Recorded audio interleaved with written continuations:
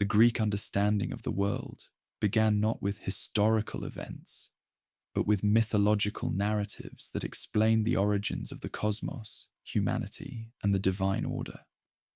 These myths provided the cultural foundation upon which Greek civilization would later build its achievements. In the beginning was chaos, not merely disorder, but a yawning void, a formless expanse of nothingness.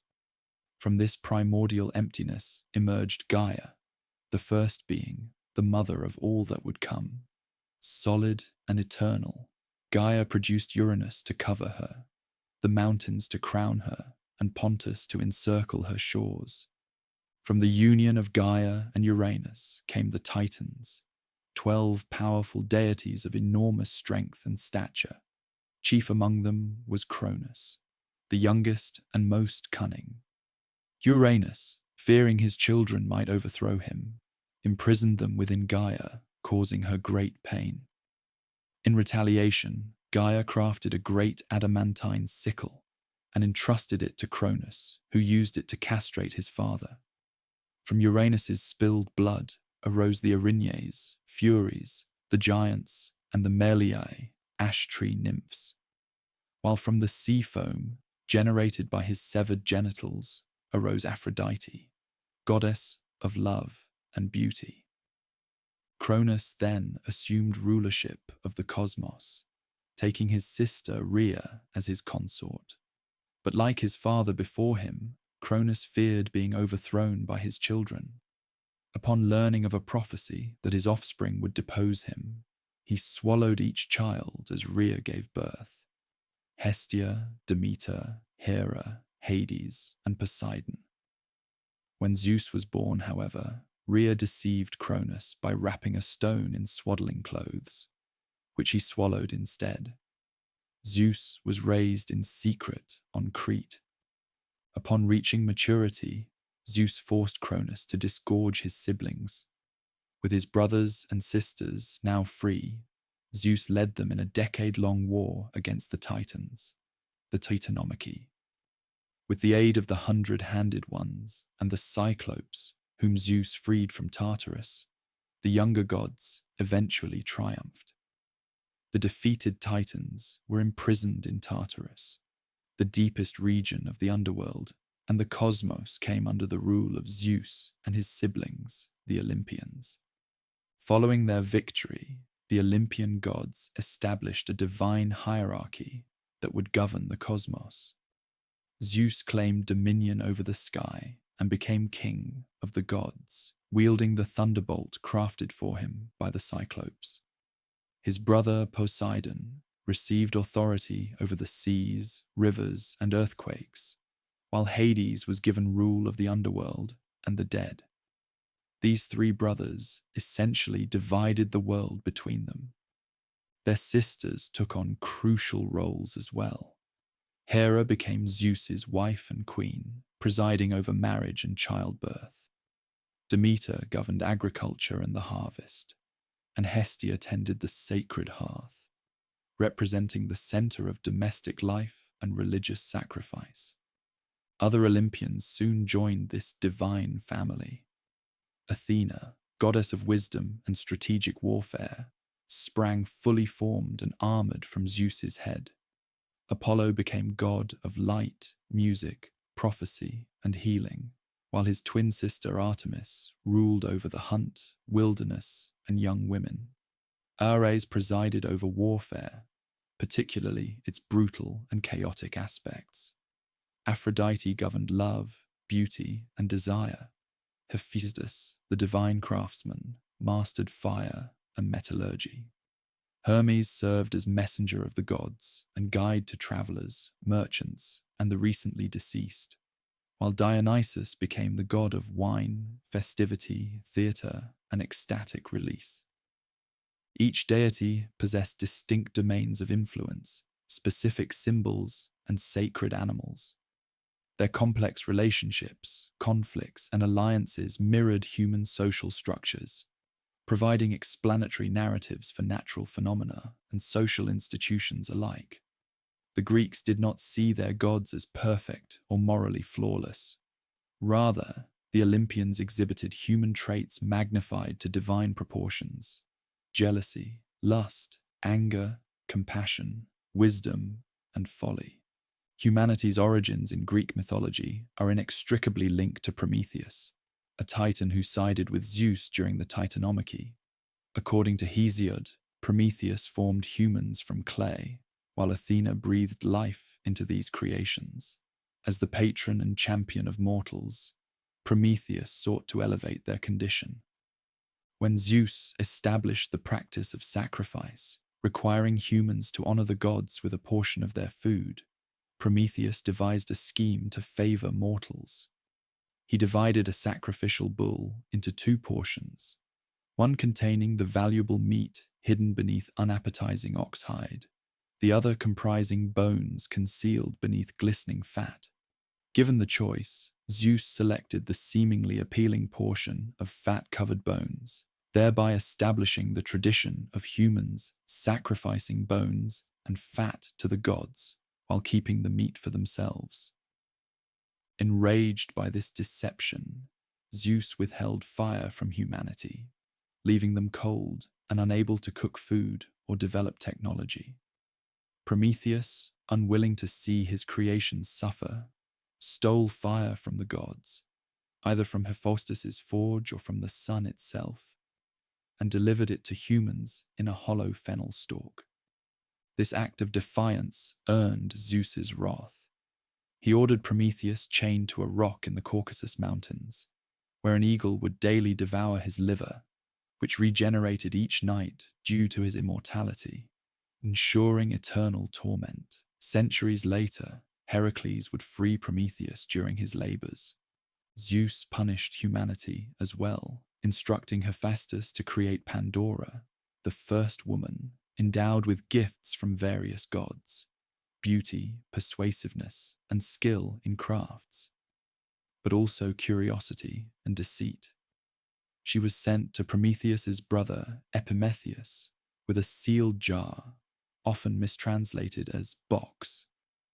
Despite Prometheus's warning against accepting gifts from Zeus, Epimetheus welcomed Pandora, who eventually opened the jar, releasing all manner of evils, diseases, and hardships into the world. Only hope remained trapped inside, explaining both humanity's suffering and its enduring capacity for optimism despite adversity. Hesiod's Works and Days presents a narrative of gradual human decline through 5 successive ages. The first humans lived during the Golden Age under Cronus's rule, a time of perfect harmony, abundance without labor, and peace. Humans lived like gods, free from suffering, aging gradually without infirmity before passing peacefully into the afterlife. These souls became benevolent spirits watching over later generations. The Silver Age, beginning under Zeus's reign, produced a markedly inferior humanity, childlike beings who remained with their mothers for 100 years, and upon reaching adulthood, lived briefly in foolish discord before dying. Refusing to honor the gods, these souls became blessed underworld spirits. Next came the Bronze Age, populated by a warlike race created from ash trees, obsessed with violence and might. They eventually destroyed themselves through constant warfare and descended unnamed into Hades. The Heroic Age, the only upward trend in this otherwise degenerative sequence, produced the great heroes of myth who fought at Thebes and Troy. These demigods, superior to those of the Bronze Age in justice and virtue, achieved great deeds before meeting their fates. The worthiest among them were transported to the Isles of the Blessed, where they live in paradise under the rule of Cronus. Finally came Hesiod's own time, the Iron Age, an era of constant labor, suffering, dishonor, and moral decay. In this fallen state, children dishonor parents, brothers fight brothers, and oaths and justice lose significance. Hesiod predicted this age would end when humans are born with grey hair at their temples, signaling Zeus's destruction of this race as well. This myth reinforces Greek pessimism about moral progress, while simultaneously exalting their heroic past, positioning contemporary Greeks as descendants of a superior ancestry to which they must aspire despite inevitable decline. The Mythic age reached its zenith in the stories of heroes, mortals of extraordinary ability, often of semi-divine parentage, who exemplified Greek virtues and established the paradigms of heroic achievement. Heracles, known to Romans as Hercules, son of Zeus and the mortal woman Alcmaeon, embodied physical strength and endurance. Persecuted from birth by Hera's jealousy, he faced his greatest challenge after killing his own children in a fit of madness sent by the goddess. As atonement, he was commanded to perform 12 seemingly impossible labors, slaying the Nemean lion and the Lernaean hydra, capturing the Cyrenian hind, Erymanthian boar, and Cretan bull, clearing the Augean stables, driving away the Stymphalian birds, capturing the mares of Diomedes, obtaining Hippolyta's girdle, stealing Geryon's cattle, retrieving the golden apples of the Hesperides, and capturing Cerberus from the underworld. Through these labors, Heracles journeyed across the known world and beyond, establishing his reputation as the greatest of heroes. His apotheosis, transformation into a god upon his death, represented the highest achievement possible for a mortal. Perseus, son of Zeus and Danae, embodied cunning and divine favor. When his grandfather Acrisius, fearing a prophecy that his grandson would kill him, cast mother and child adrift in a wooden chest, the sea carried them safely to Seriphos. Years later, King Polydectes, desiring Danae, sent Perseus on what seemed a suicide mission to bring back the head of Medusa, whose gaze turned men to stone. Aided by Athena and Hermes, Perseus acquired winged sandals, a reflective shield, a curved sword, a cap of invisibility, and a special sack. Using the shield as a mirror to avoid direct eye contact, he beheaded Medusa as she slept.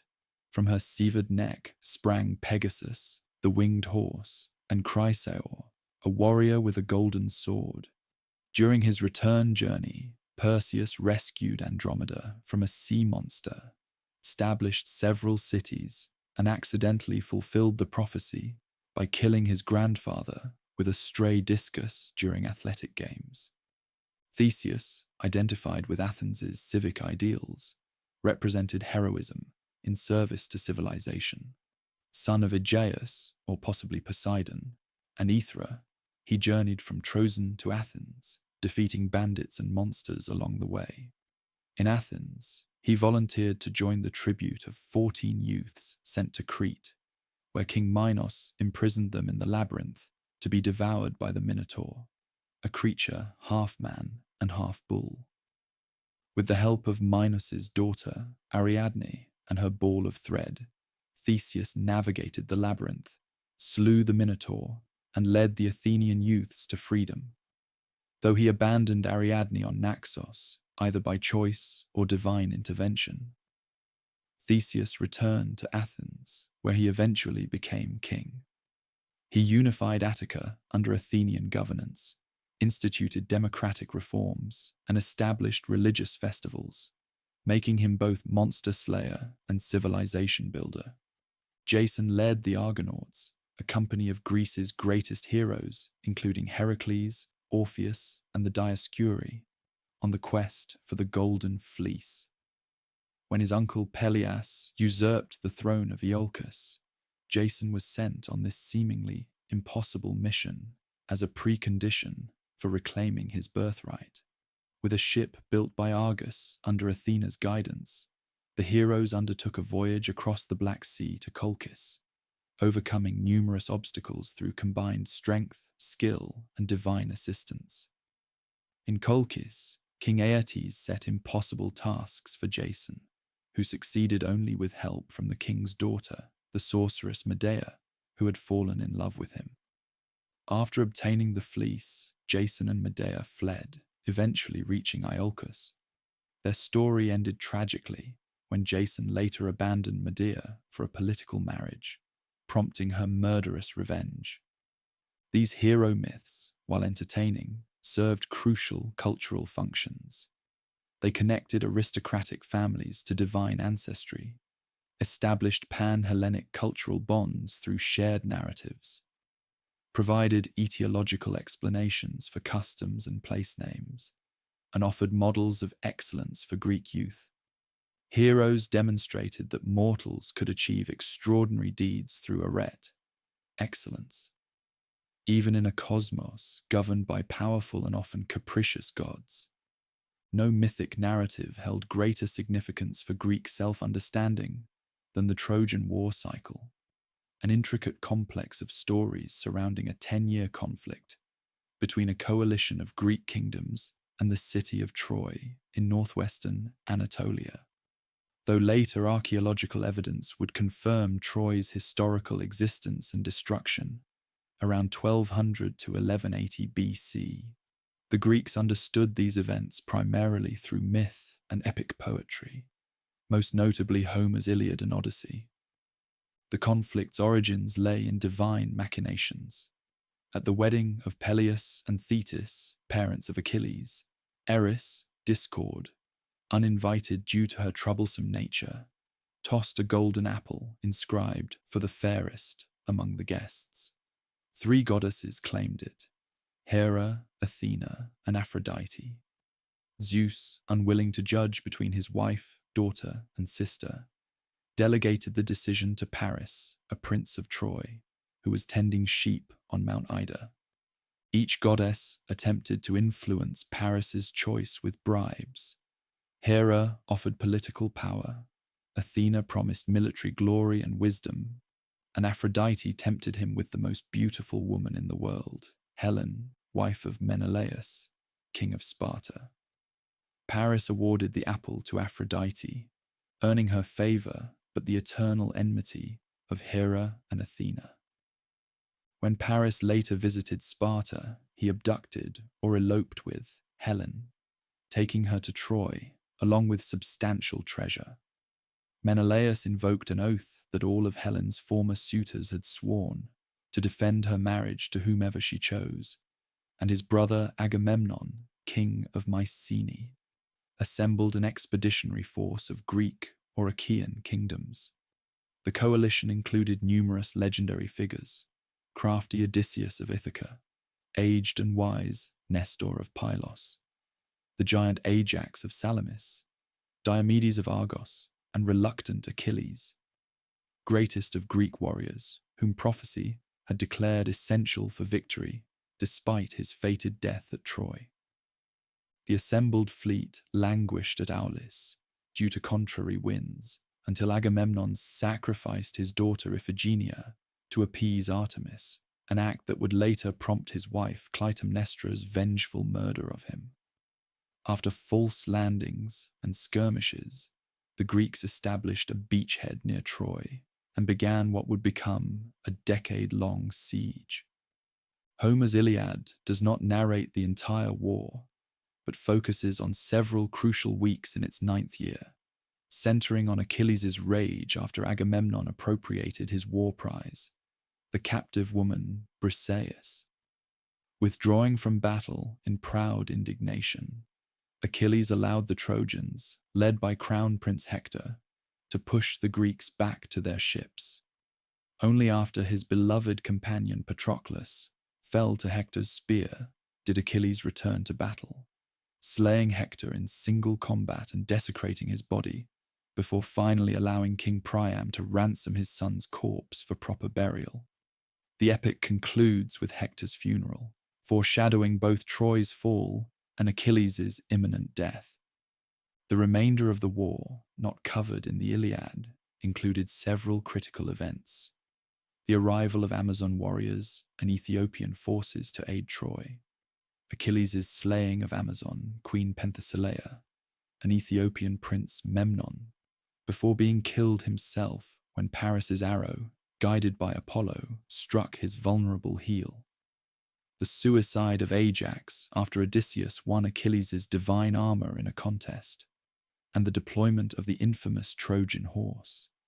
This wooden structure, filled with Greek warriors and left outside Troy's gates as the Greek fleet pretended to abandon the siege, was brought inside the city despite the warnings of Cassandra and Laocoon. At night, the hidden Greeks emerged, opened the gates for their returning army, and sacked the city with exceptional brutality. The war's aftermath scattered both victors and vanquished. The surviving Trojans faced enslavement or exile, notably Aeneas, who escaped to eventually found a lineage leading to Rome, according to later Latin tradition. The returning Greeks encountered varied fates. Agamemnon arrived home to be murdered by Clytemnestra and her lover Aegisthus. Menelaus and Helen wandered for years before reconciling in Sparta. Ajax the Lesser was drowned by Poseidon for impiety. Diomedes found his wife unfaithful and went to Italy, and Odysseus endured a decade of further adventures before reaching Ithaca, as narrated in the Odyssey. The Trojan cycle provided Greeks with a foundational narrative of collective identity, a proto-national mythology explaining their common bonds, despite political fragmentation. It established ethical paradigms, exploring themes of honor, reputation, divine justice, fate, glory, and the tension between individual excellence and communal obligation. Most kingdoms traced their ruling dynasties to Trojan war heroes, lending these myths political significance as charter narratives legitimizing aristocratic authority. These myths collectively constituted more than mere entertainment. They formed the essential framework of Greek understanding of the cosmos, humanity's place within it, and their own cultural identity. Without state-sponsored religious dogma or sacred texts, myths provided flexible but coherent explanations for natural phenomena, social institutions, and moral principles. The mythic tradition portrayed a world where divine power permeated all aspects of existence, yet operated through comprehensible patterns. Gods represented both natural forces and abstract concepts, giving visible form to invisible principles. This mythological system allowed Greeks to conceptualize a universe that, while often harsh and arbitrary, remained fundamentally ordered and intelligible. These narratives also established paradigms of human excellence and limitation. Heroes demonstrated that mortals could approach divinity through extraordinary achievement, yet ultimately remained subject to mortality and fate. This tension between glorious aspiration and inevitable limitation became a defining characteristic of Greek cultural attitudes. Myths united Greeks across political boundaries through shared sacred sites, festivals, and literary traditions. When performed at Pan-Hellenic sanctuaries like Delphi or Olympia, these stories reinforced cultural cohesion among otherwise fiercely independent communities. Athletic competitions and dramatic performances, deeply rooted in mythic narratives, similarly fostered this sense of common heritage. As Greek civilization developed, these myths underwent continuous reinterpretation. Archaic poets systematized them. Classical dramatists explored their ethical complexities. Philosophers allegorized them, and historians rationalized them. Yet their essential outlines remained recognizable across centuries, a testament to their fundamental importance in Greek cultural self-definition. The mythic framework established during this pre-literate period would provide the foundation upon which Greece's historical achievements in philosophy, science, politics, and art would later build. When examined as cultural artifacts rather than literal accounts, these myths reveal sophisticated engagement with fundamental questions of existence, the same questions that would later drive Greek philosophical and scientific inquiry, suggesting significant continuity beneath apparent transformation, as Greece moved from mythic understanding to more analytical modes of thought. As the mists of mythology gradually clear, Archaeological evidence reveals the first complex societies that flourished in the Aegean world.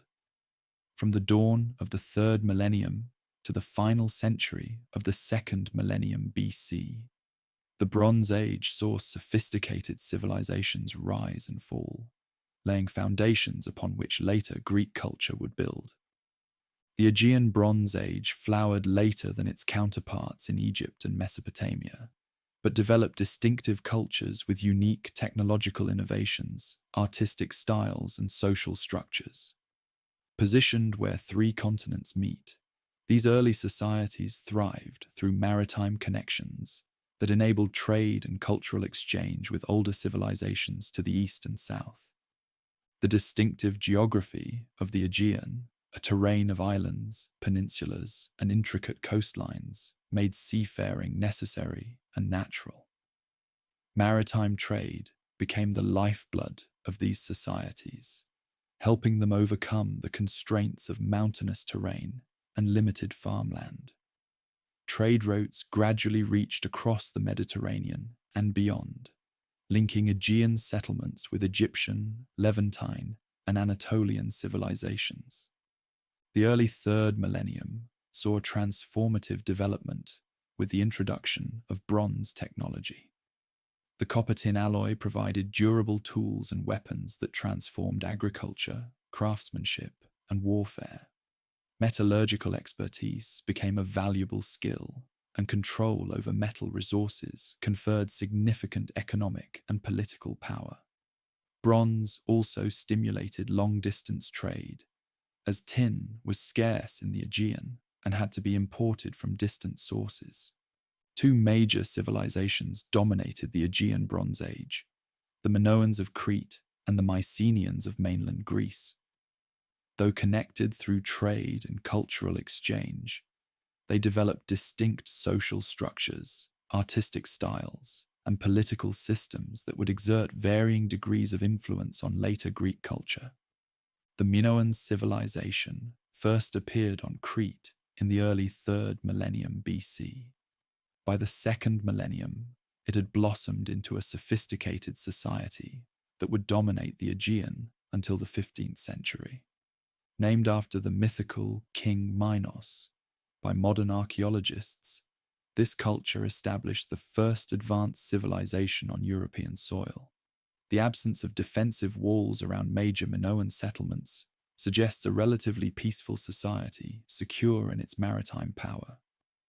At the heart of Minoan civilization stood the palace complexes, most notably at Knossos, Phaistos, Malea, and Zakros. These were not simply royal residences, but multifunctional centers that integrated administrative, religious, storage, and production facilities. The palaces featured sophisticated architectural elements, including multiple stories, light wells, elaborate drainage systems, and indoor plumbing that would not be equaled in Europe for thousands of years. The largest palace at Knossos sprawled over nearly 5 acres, with hundreds of rooms arranged around a central courtyard. Its complex layout likely inspired the Greek myth of the labyrinth. The structure included workshops, storage magazines with massive clay jars for olive oil and grain, audience chambers, and residential quarters. Vibrant frescoes adorned the walls, depicting scenes of nature, religious ceremonies, and athletic events, including the famous bull-leaping ritual, where acrobats performed dangerous feats with bulls. Minoan society developed a hierarchical structure centered on the palaces. At the apex stood a ruler, possibly a priest-king, who combined political and religious authority. Palace elites administered a complex economic system that collected agricultural surplus, organized craft production, and controlled foreign trade. Bureaucrats used sophisticated record-keeping systems, first in the undeciphered pictographic script called hieroglyphic Minoan, then in a syllabic script known as Linear A, which remains untranslated but appears to record a non-Greek language. Minoan religion centered on female divinities, with a prominent goddess often depicted holding snakes or accompanied by animals. Sacred caves, mountaintop sanctuaries, and palace shrines served as worship sites. Religious practices included processions, offerings, and possibly ecstatic rituals, suggested by artistic depictions of dancing figures. The frequent bull imagery in Minoan art indicates this animal held special religious significance, perhaps as a symbol of fertility and strength. Minoan artists created works of extraordinary sophistication and naturalism. The palace frescoes revealed a love of nature and movement, depicting marine life, flowering plants, and graceful human figures in vivid colors against varied backgrounds. Their pottery evolved from early dark-on-light patterns to the distinctive marine style, decorated with octopuses, dolphins, and seaweed. Minoan craftspeople also produced exquisite stone vases, delicate gold jewelry, and carved seal stones showing remarkable detail despite their minute size. The Minoans established a maritime commercial empire across the Aegean.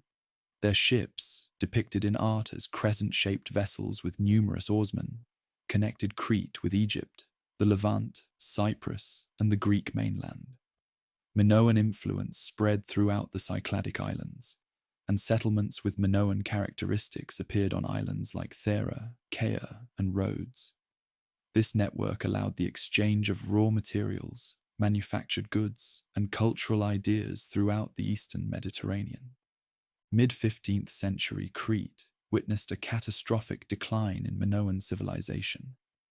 Many palaces bear scars of destruction, though scholars debate whether natural disaster, invasion, or internal revolt caused this downfall.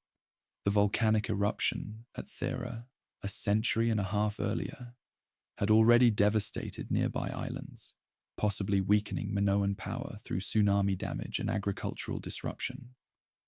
As Minoan influence waned, Mycenaean culture from the mainland filled the void. Even Knossos, the greatest Minoan center, eventually adopted Mycenaean administrative practices and the Greek-based Linear B script. While Minoan civilization flourished on Crete, a distinct culture took shape on the Greek mainland.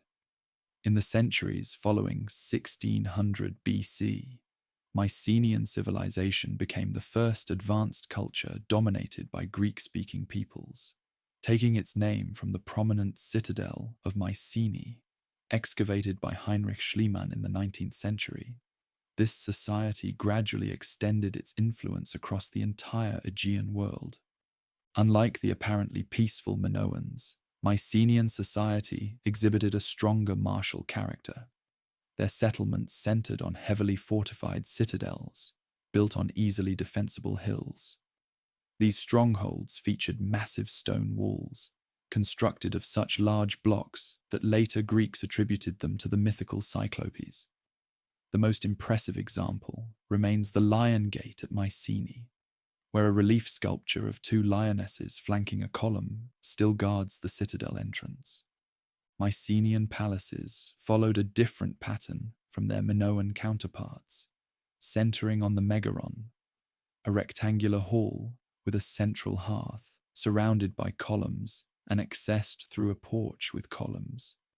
This architectural form would later influence the development of Greek temple architecture. The palaces served as administrative centers, seats of royal power, and redistribution hubs for agricultural products and manufactured goods. Social hierarchy appears more rigid in Mycenaean society than in Minoan Crete.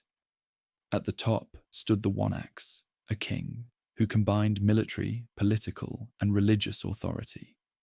A warrior aristocracy controlled wealth and power, while specialized craftspeople occupied intermediate social positions. Archaeological evidence and Linear B tablets reveal an economy with significant palatial control, where administrators recorded detailed inventories of goods, personnel, and production quotas. The Mycenaean elite demonstrated their status through conspicuous wealth and military prowess. The spectacular shaft graves at Mycenae contained lavish burial goods, gold death masks, bronze weapons, amber beads, and intricately crafted jewelry. Later, Tholos tombs, massive beehive-shaped chambers built of precisely cut stones, required substantial labor and engineering skill, demonstrating the continuing importance of monumental architecture for expressing political power. Mycenaean culture revealed both indigenous development and considerable Minoan influence, particularly in artistic techniques and religious practices. Fresco painting adorned palace walls with scenes of processions, hunting, and warfare. Pottery evolved from Minoan prototypes into distinctive styles, most notably the pictorial vases showing warriors, chariots, and hunting scenes. Mycenaean craftspeople produced remarkable gold work, carved ivories, and elaborate bronze weapons inlaid with precious materials. The most significant Mycenaean cultural achievement may have been the adaptation of Linear A script to record their Greek language, creating Linear B. Clay tablets preserved by the fires that destroyed the palaces reveal a detailed administrative system tracking personnel, agricultural production, craft manufacturing, and religious offerings. While primarily administrative in function, these documents provide our earliest evidence of Greek language and shed light on social structure, economic organization, and religious practices. Mycenaean religion shared elements with both Minoan predecessors and later Greek practices. The Linear B tablets record offerings to deities recognizable from classical Greek religion, including Zeus, Hera, Poseidon, Artemis, and Dionysus. Religious activities included animal sacrifice, libations, and processions. Female divinities featured prominently, while local nature spirits and heroes received worship alongside major gods. By 1400 BC, Mycenaean power had expanded throughout the Aegean. They established control over Minoan Crete, occupied islands throughout the Aegean, and established trading colonies or outposts along the coasts of Anatolia. Mycenaean goods have been found throughout the Mediterranean, from Spain to Egypt and the Levant, indicating extensive trade networks. Whether this expansion represented a coherent empire or a cultural sphere with independent kingdoms remains disputed, but Mycenaean influence clearly dominated the late Aegean Bronze Age. The Mycenaean era corresponds roughly with the legendary period of Greek mythology. The citadels of Mycenae, Tiryns, Pylos, and Thebes feature prominently in tales of gods and heroes. Archaeological evidence lends credence to some mythological elements. The city of Troy was indeed a significant settlement. Massive fortifications did characterize mainland centers, and aspects of material culture match Homeric descriptions. While mythology cannot be taken as reliable history, it preserves cultural memories of this formative period. Daily life for most inhabitants of Bronze Age Greece centered on agriculture. Farmers cultivated the Mediterranean triad of wheat, olives, and grapes, supplemented by barley, pulses, and vegetables. Sheep and goats provided wool, milk, and meat, while pigs and cattle were raised in smaller numbers. Agricultural settlements ranged from isolated farmsteads to substantial villages located in arable valleys and coastal plains.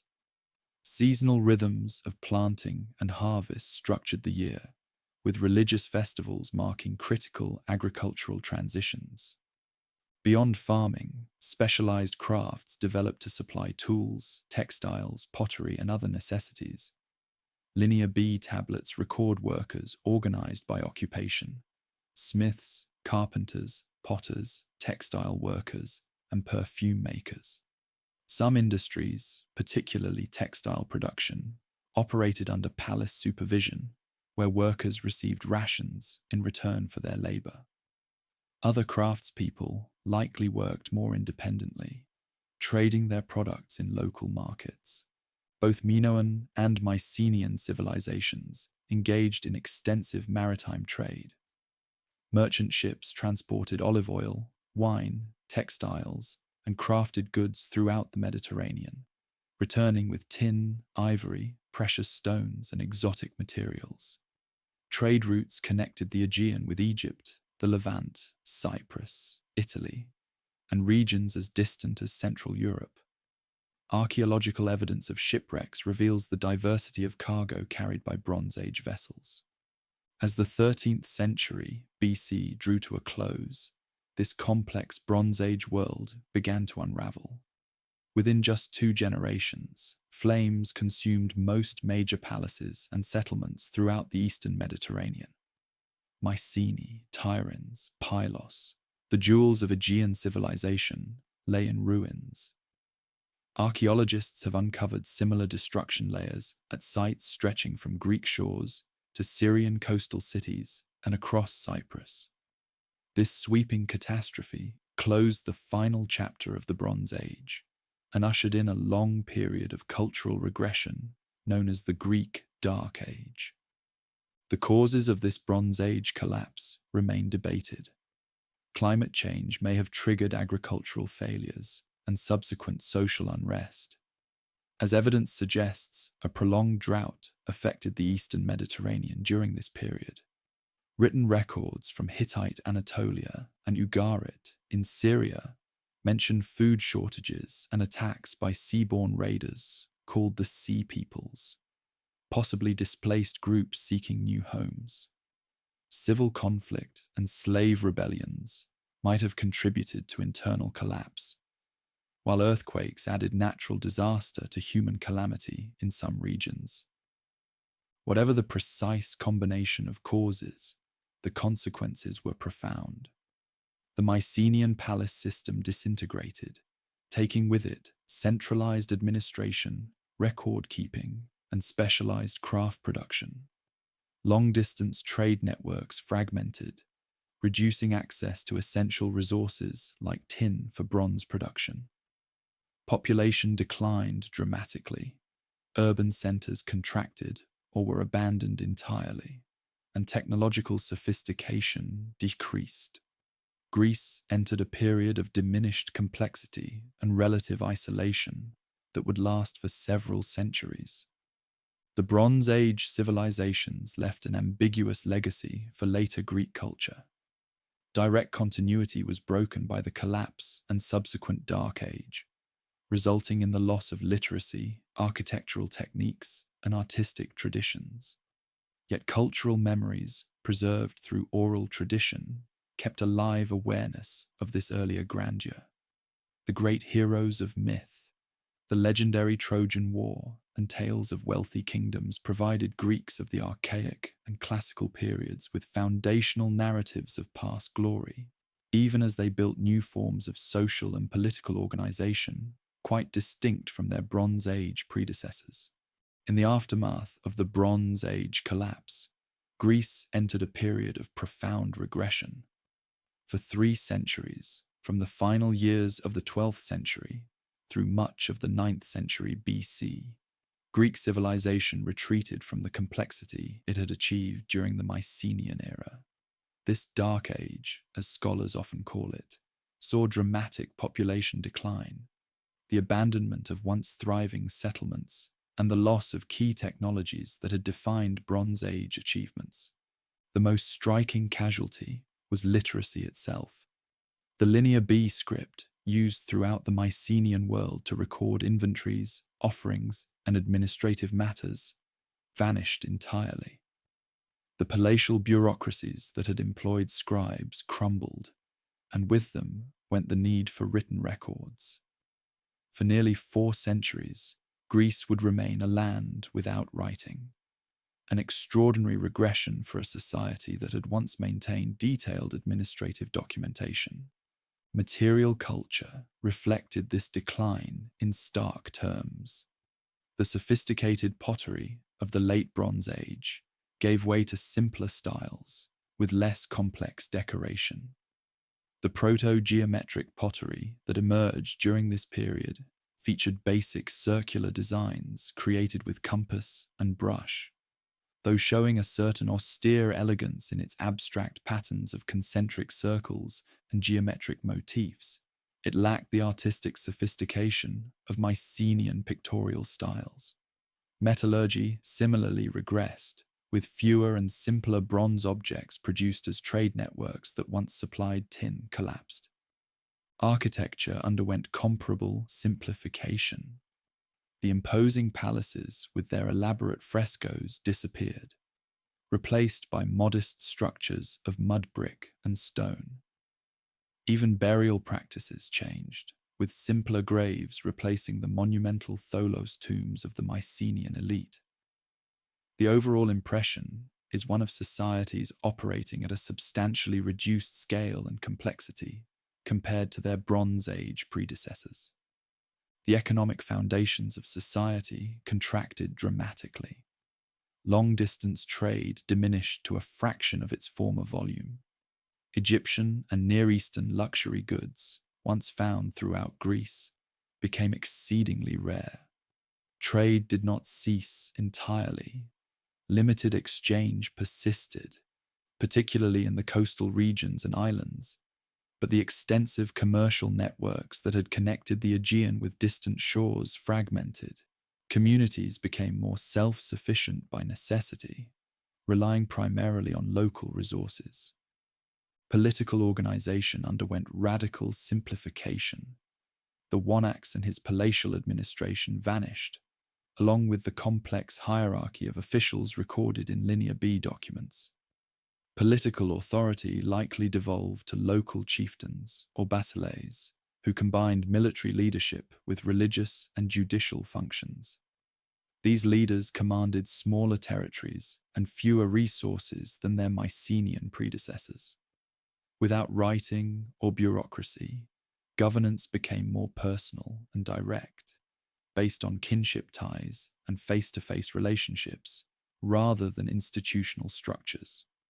Greek society during this period appears to have organized itself around small, relatively egalitarian communities, typically consisting of related families or clans.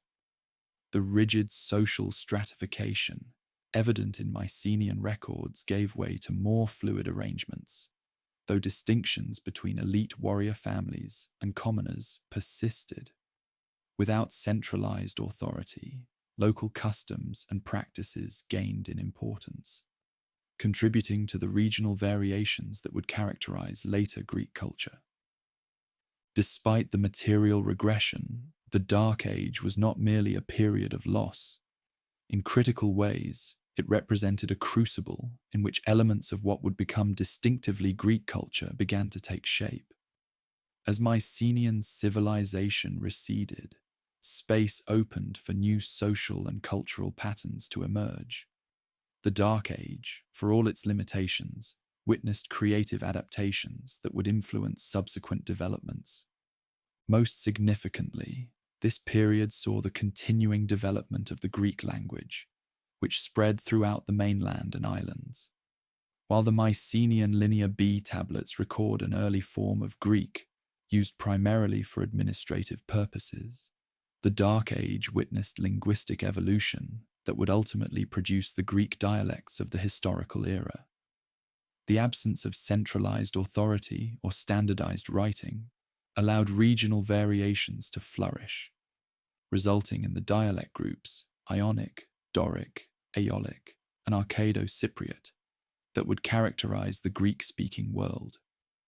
The epic poems attributed to Homer, though written down centuries later, preserve memories of this transitional period. The Iliad and Odyssey depict a world different from both the Mycenaean palace civilization and the later city-state culture. They portray a society centered around aristocratic households and personal bonds of loyalty, where kings rule by personal prestige rather than institutional authority.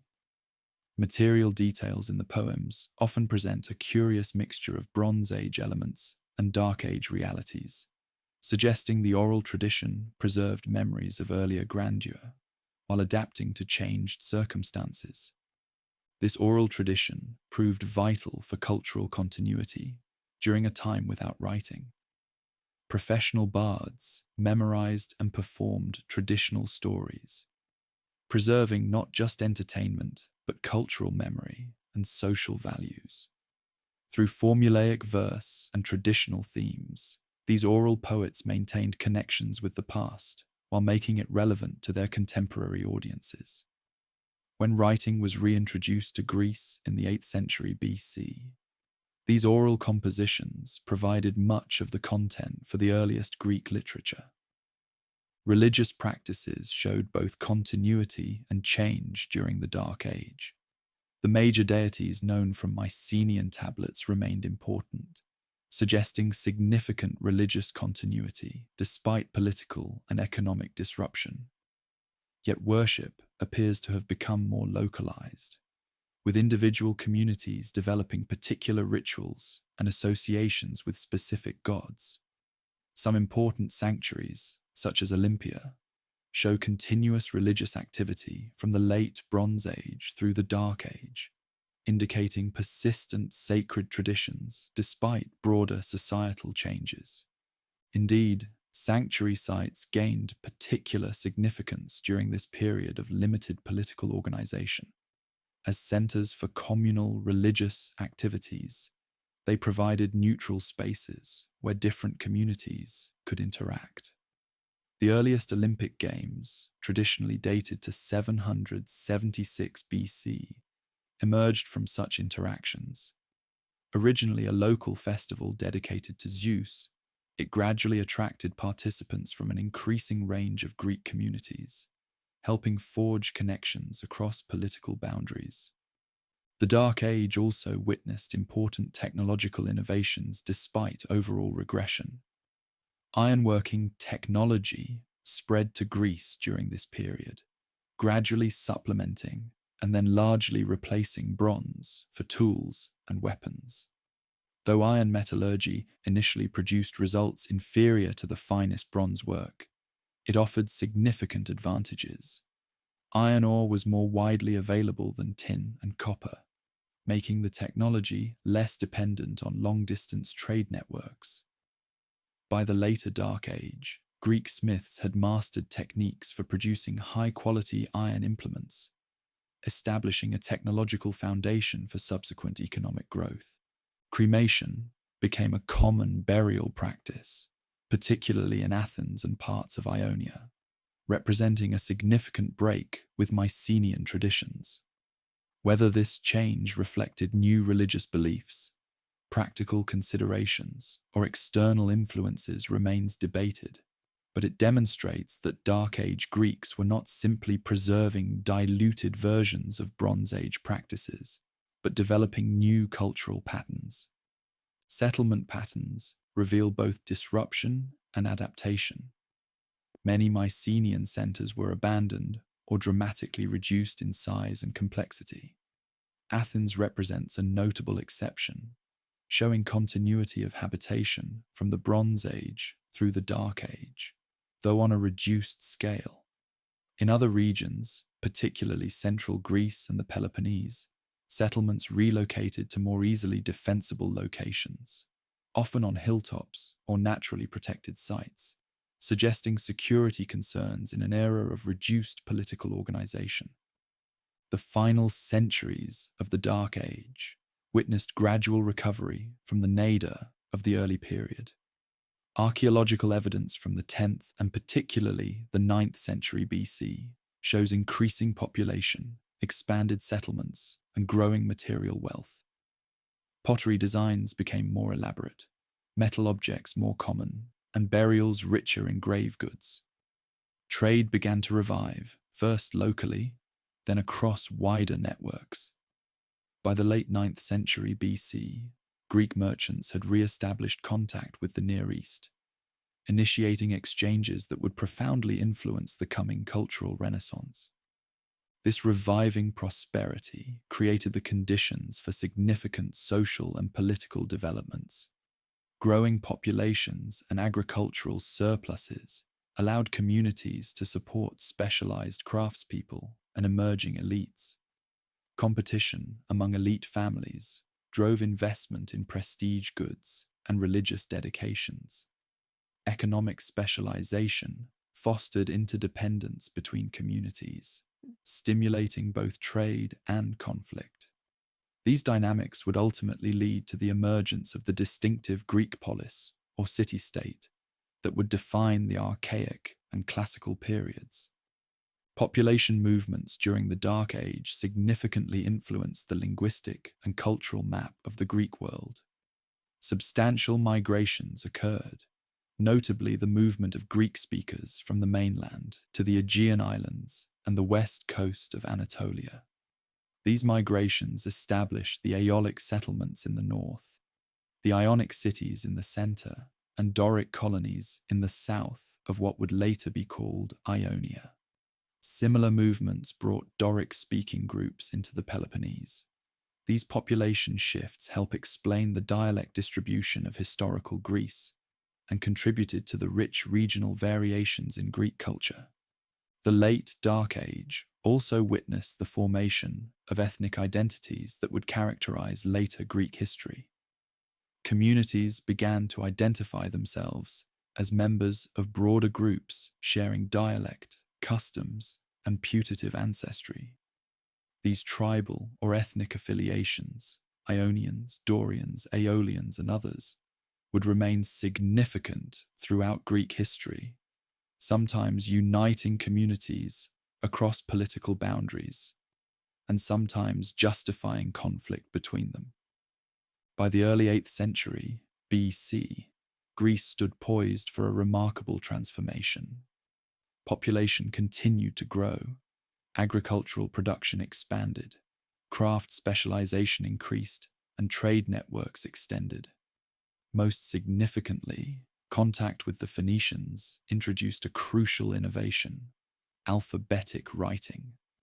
Adapted to represent the sounds of Greek speech, this writing system would prove far more accessible than the earlier Linear B script, leading to much broader literacy and enabling the literary and intellectual achievements of subsequent centuries.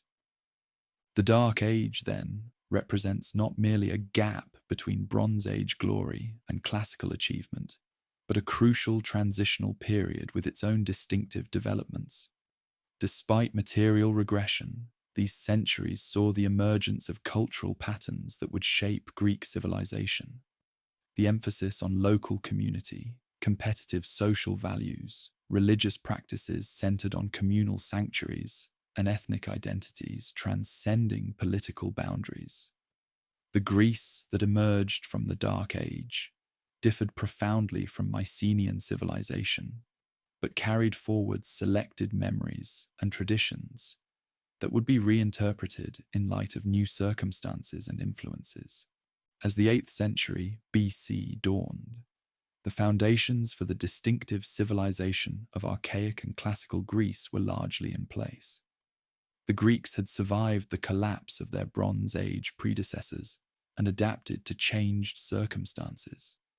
Though lacking the palaces, bureaucracies, and material splendor of the Mycenaean world, they had preserved core elements of cultural identity while developing new social and political forms. The coming centuries would witness an extraordinary cultural flowering built upon these foundations, as Greece emerged from darkness into what historians would later recognize as one of history's most creative epochs. The dawn of the 8th century BC marked a decisive turning point in Greek history. Emerging from the shadows of the Dark Age, Greece entered a period of remarkable transformation that historians call the Archaic Age. Over 3 centuries, from roughly 800 to 500 BC, Greek civilization experienced dramatic growth and innovation across every dimension of society: political, economic, artistic, intellectual, and military. The most profound development of this era was the emergence of the polis, or city-state, a new form of political and social organization that would define Greek civilization. Neither simply a city nor merely a state in the modern sense. The polis represented a unique community that integrated urban center, surrounding countryside, and citizen body into a unified entity with its own laws, customs, and identity. Each polis functioned as a sovereign state, controlling its territory and conducting independent foreign relations, yet all recognized themselves as part of a broader Greek cultural world. The physical layout of the typical polis reflected its dual nature as both urban community and territorial state. At its heart stood the asti, or urban center, typically built around an elevated, defensible location called the Acropolis. Originally serving primarily as a refuge during attacks, the Acropolis gradually acquired religious significance as the site of important temples and shrines. Below it developed the Agora, an open space that functioned as marketplace, political gathering place, and social center.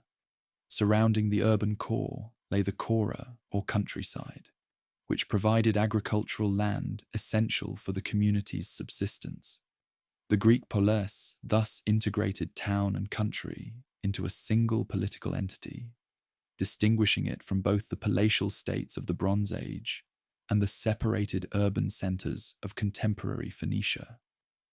Each polis developed a unique identity, often traced to mythical founders or divine patrons. Athens claimed the goddess Athena as its special protector and celebrated its ancestral king, Theseus.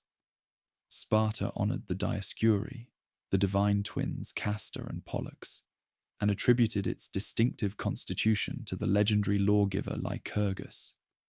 Corinth traced its origins to Sisyphus, while Thebes claimed foundation by the hero Cadmus. These foundation myths provided symbolic unity and historical legitimacy, connecting citizens to a shared past and distinctive destiny. Despite their fierce independence and diverse origins, the emerging poli recognized their participation in a common Hellenic culture. 4 particular elements defined this shared identity. Language, with all communities speaking Greek despite dialectical variations. Religion, with common gods and festival practices. Descent, with most communities claiming connection to the mythical Hellenic tribes. And lifestyle, particularly customs surrounding athletics, symposia, and civic participation that distinguished Greeks from non-Greeks. The scale of the early polis remained modest by modern standards. Even the largest, like Athens, Corinth, or Syracuse, contained only tens of thousands of citizens. Most numbered their citizen populations in the mere thousands or even hundreds. This small size fostered direct participation in political affairs and created intense social bonds, but also generated fierce competition for limited resources. Tensions between neighboring polis frequently erupted into warfare, establishing the pattern of inter-Greek conflict that would persist throughout classical history. The reintroduction of writing stands as one of the most consequential developments of the early Archaic period. Adapting the Phoenician alphabet, Greeks created the first writing system to fully represent vowel sounds, dramatically increasing its accessibility and versatility. Unlike the complex Linear B script restricted to specialized scribes, alphabetic writing could be learned relatively easily and applied to multiple purposes. Initially used primarily for poetry, property marks, and dedicatory inscriptions, writing gradually expanded to include laws, treaties, commercial records, and ultimately the full range of literary and philosophical texts that distinguish Greek civilization.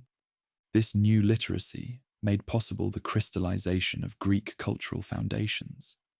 The epic poems attributed to Homer, the Iliad and Odyssey, achieved written form in the 8th century BC after centuries of oral transmission.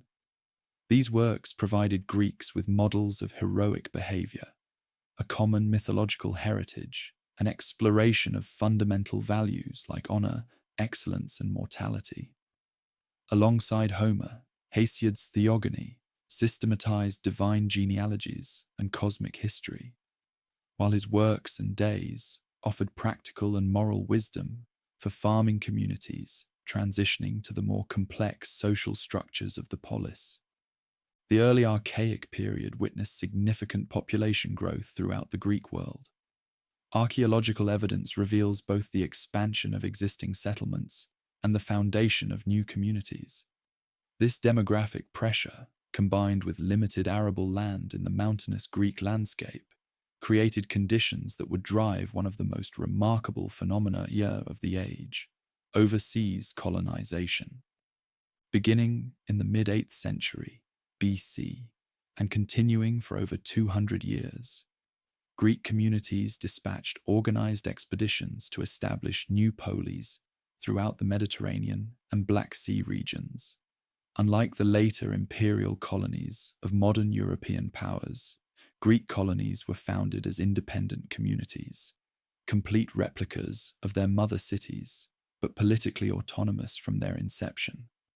Though maintaining cultural and religious ties to their metropolis or mother city, colonies developed their own civic identities and frequently pursued independent, sometimes even conflicting, policies. The scale of this colonial movement transformed the Mediterranean world. Greek settlements appeared along the coasts of southern Italy and Sicily, earning the region the name Magna Graecia, or Greater Greece. Colonists established outposts along the shores of the Black Sea, southern France, eastern Spain, North Africa, and even reached as far as the Atlantic coast of modern Portugal. By 500 BC, hundreds of Greek poli dotted Mediterranean coastlines, spreading Hellenic culture, trade networks, and political institutions across 3 continents. Colonization provided multiple benefits for Greek society. It relieved population pressure by offering land to those who might otherwise face poverty or landlessness. It secured access to vital resources unavailable or scarce in mainland Greece, such as timber, grain, or metals. It expanded trade networks and opened new markets for Greek goods. Perhaps most significantly, it exposed Greeks to diverse cultures and ideas, stimulating intellectual development while simultaneously strengthening their sense of shared Hellenic identity through contrast with non-Greek peoples they called barbaroi. This extensive colonization coincided with and contributed to dramatic economic expansion. Maritime trade flourished as Greek ships connected far-flung colonies with the mainland and each other. Agricultural production intensified, with greater specialization in cash crops like olive oil and wine intended for export. Craft industries developed, producing distinctive pottery, textiles, and metalwork traded throughout the Mediterranean.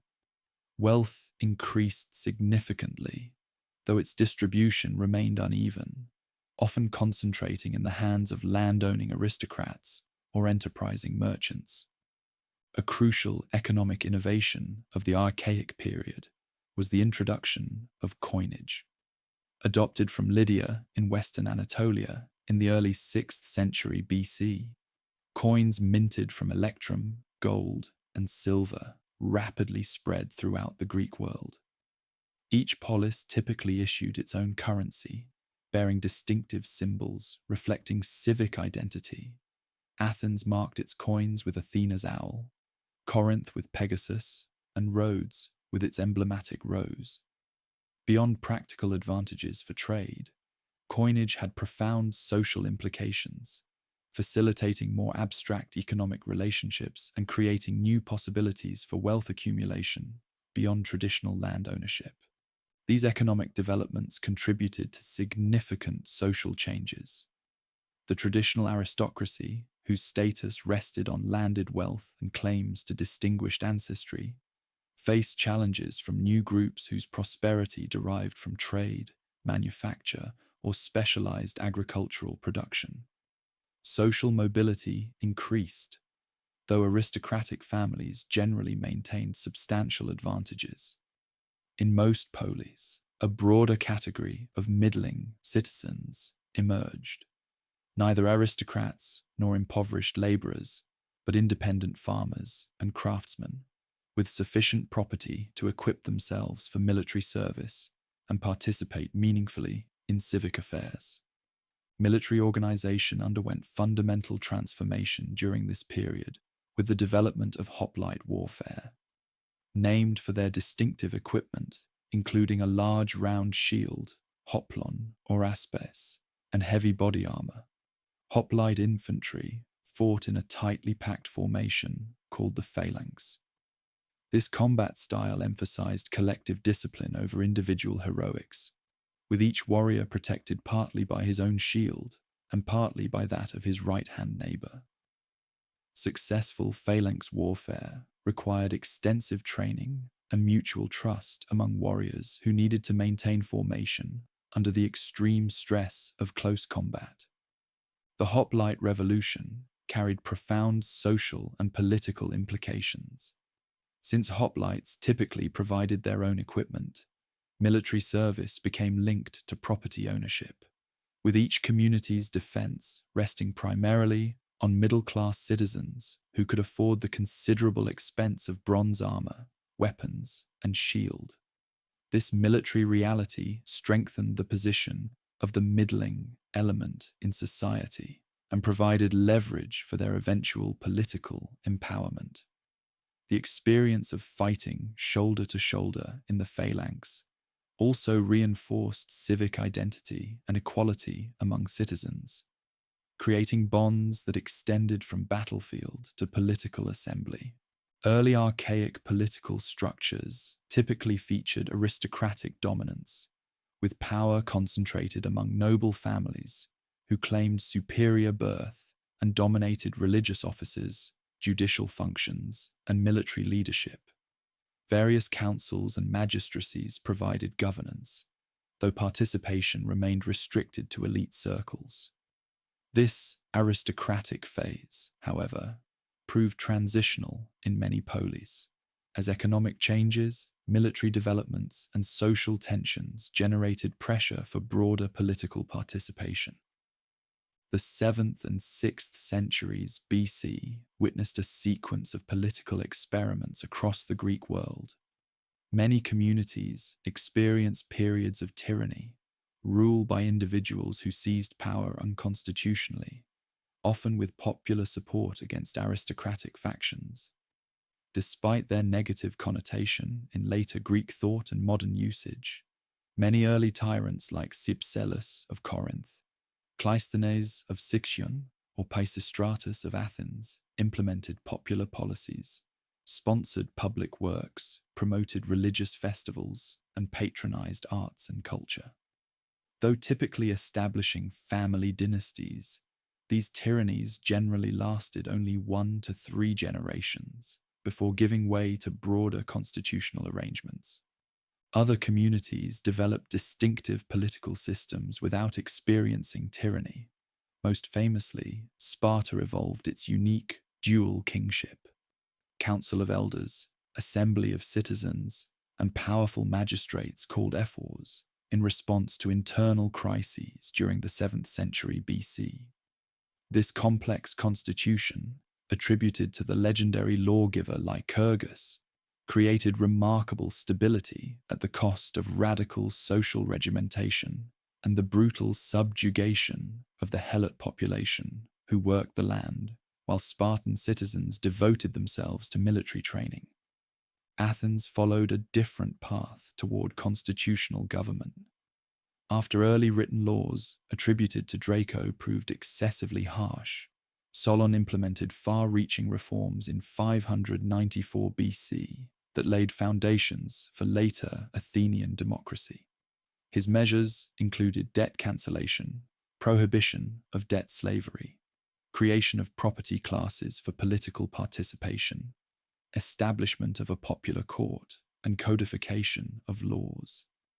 Though falling short of full democracy, Solon's reforms broadened political participation beyond the aristocracy and established principles of citizenship that transcended narrow kinship groups.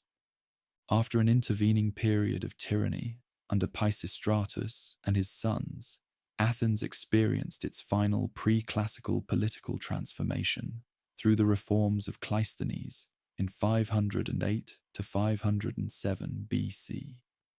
By reorganizing the citizen body into 10 artificial tribes that mixed residents from different regions of Attica, Cleisthenes broke the power of traditional kinship groups and created new civic structures based on territorial residence rather than birth or wealth. His system introduced the principle of rotation in office, broadened participation in the Council of 500, and strengthened the sovereign authority of the citizen assembly.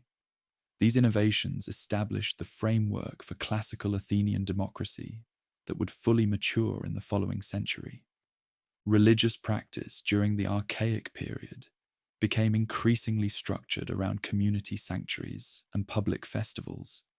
Major temples began to replace smaller shrines, with wooden structures giving way to monumental stone architecture. The distinctive Greek temple form evolved, characterized by columned porticos, rectangular plans, and sculptural decoration that narrated mythological scenes. These buildings served not merely as houses for deity images, but as visible manifestations of civic pride and prosperity. Communities invested enormous resources in temple construction, competing to create the most impressive monuments to their patron deities. The growth of pan-Hellenic sanctuaries represents one of the period's most significant religious developments. Sites like Olympia, Delphi, Nemea, and Izmir grew from local shrines to major religious centers, attracting visitors from across the Greek world. These sanctuaries hosted athletic competitions and religious festivals that fostered Hellenic identity across political boundaries. The Olympic Games, traditionally founded in 776 BC, expanded from a local festival to a quadrennial event, drawing participants from communities throughout Greece and its colonies. Victory in these prestigious competitions brought honor not just to individual athletes, but to their home polis, making athletic accomplishment a matter of civic pride. The Oracle of Apollo at Delphi gained particular significance during this period, serving as both religious center and diplomatic neutral ground. Considered the navel of the world, Delphi attracted pilgrims seeking divine guidance on matters ranging from personal health to major political decisions. Communities consulted the oracle before establishing colonies, making constitutional changes, or embarking on military campaigns. The oracle's cryptic pronouncements, delivered by the Pythia in states of apparent divine possession, required interpretation that allowed for flexible application while maintaining divine authority. Beyond its prophetic function, Delphi housed treasuries built by various polis to display wealth and commemorate victories, making the sanctuary a showcase of interstate competition and artistic achievement. Artistic expression flourished during the Archaic period across multiple media.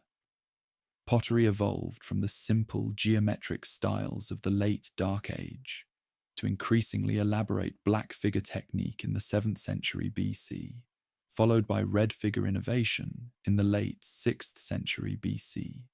These vessels combined practical function with artistic beauty, depicting mythological narratives, athletic competitions, and scenes from daily life that provide invaluable evidence of Greek culture. Elite symposia or drinking parties stimulated demand for elaborate craters, kylikes, and other wine vessels decorated with scenes appropriate to the occasion. Sculpture underwent dramatic development from rigid, stylized forms toward increasingly naturalistic representation. Early archaic kuroi and korai, statues of nude young men and draped young women, display the characteristic archaic smile and frontal stance influenced by Egyptian models, but evolving toward distinctively Greek styles.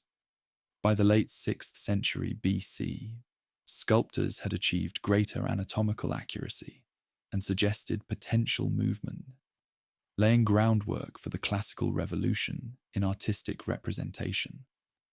These sculptures served various functions: grave markers, votive offerings, architectural decoration, but consistently emphasized idealized human form rather than individual portraiture. Architecture developed distinctive orders: Doric, Ionic, and later Corinthian, each with characteristic proportions, column designs, and decorative elements. Major temples incorporated increasingly sophisticated engineering to create impressive interior spaces while maintaining structural stability. The combination of practical construction knowledge with aesthetic principles of harmony, proportion, and mathematical relationship produced buildings of enduring beauty. Alongside religious structures, civic buildings like stoas, colonnaded porticos, bouleuteria, council houses, and theatre spaces began to define the urban landscape of developed polis. Intellectual life showed similar dynamism, particularly in Ionian Greek communities of Western Anatolia. Here, thinkers like Thales, Anaximander, and Anaximenes began seeking natural rather than mythological explanations for cosmic phenomena. These early philosophers proposed various primary substances, water, the boundless, air, as fundamental principles underlying observed reality. Their speculations, though often seeming primitive by modern standards, represented revolutionary intellectual innovation by subjecting natural processes to rational analysis rather than attributing them to divine action. This Ionian intellectual ferment expanded beyond physical speculation to encompass mathematics, geography, and medicine. Pythagoras, though shrouded in legend, established a community that combined mathematical investigation with religious practices. Early medical thinkers began developing empirical approaches to health and disease, laying foundations for the Hippocratic tradition. Hecataeus produced geographical works describing lands and peoples throughout the known world, combining practical knowledge with critical evaluation of traditional beliefs. These diverse intellectual currents shared a common emphasis on systematic observation and rational explanation that would characterize Greek approaches to knowledge. Poetry diversified beyond epic to include new forms addressing contemporary concerns. Lyric poets like Archilochus, Sappho, and Alcaeus explored personal emotions and social values in more intimate forms than Homeric epic. Elegiac poets Tertius and Solon addressed civic values and political situations directly relevant to their communities. These new poetic expressions reflected the increasing individualism of the age while simultaneously helping forge collective values appropriate to Polis society. By the close of the 6th century BC, Greek civilization had undergone profound transformation from its Dark Age nadir. The Polis had emerged as a distinctive form of social and political organization.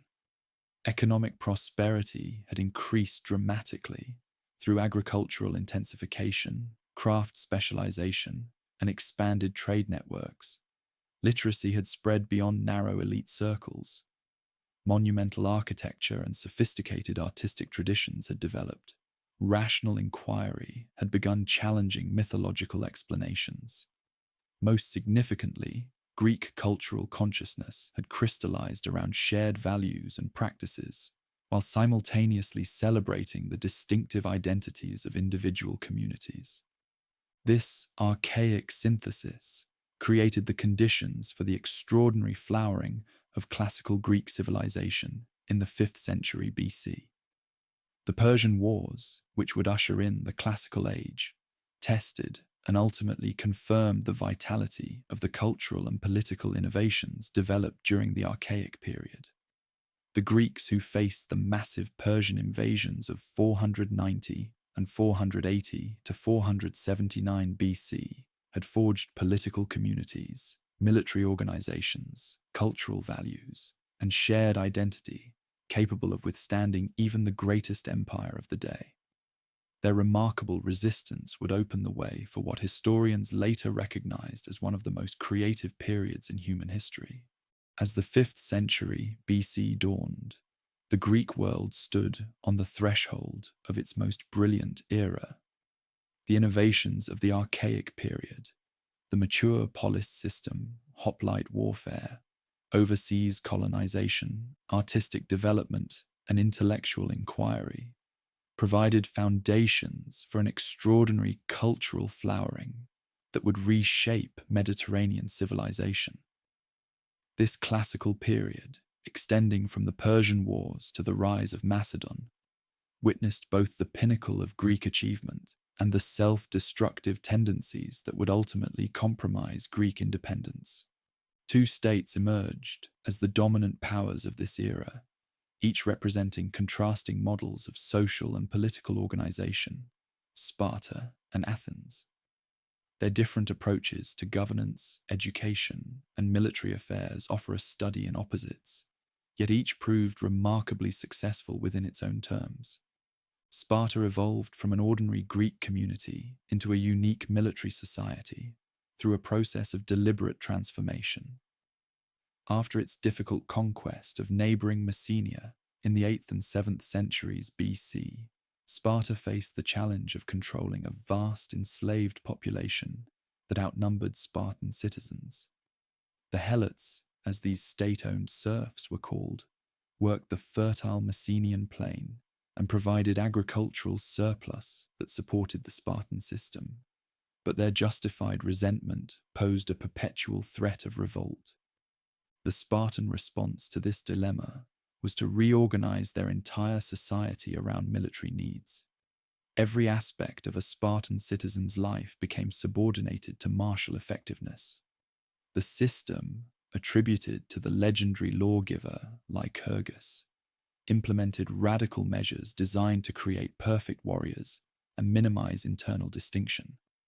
At age 7, boys were removed from their homes and enrolled in the Epilogue, a rigorous training system that emphasized physical hardening, military skills, endurance, and absolute obedience to authority.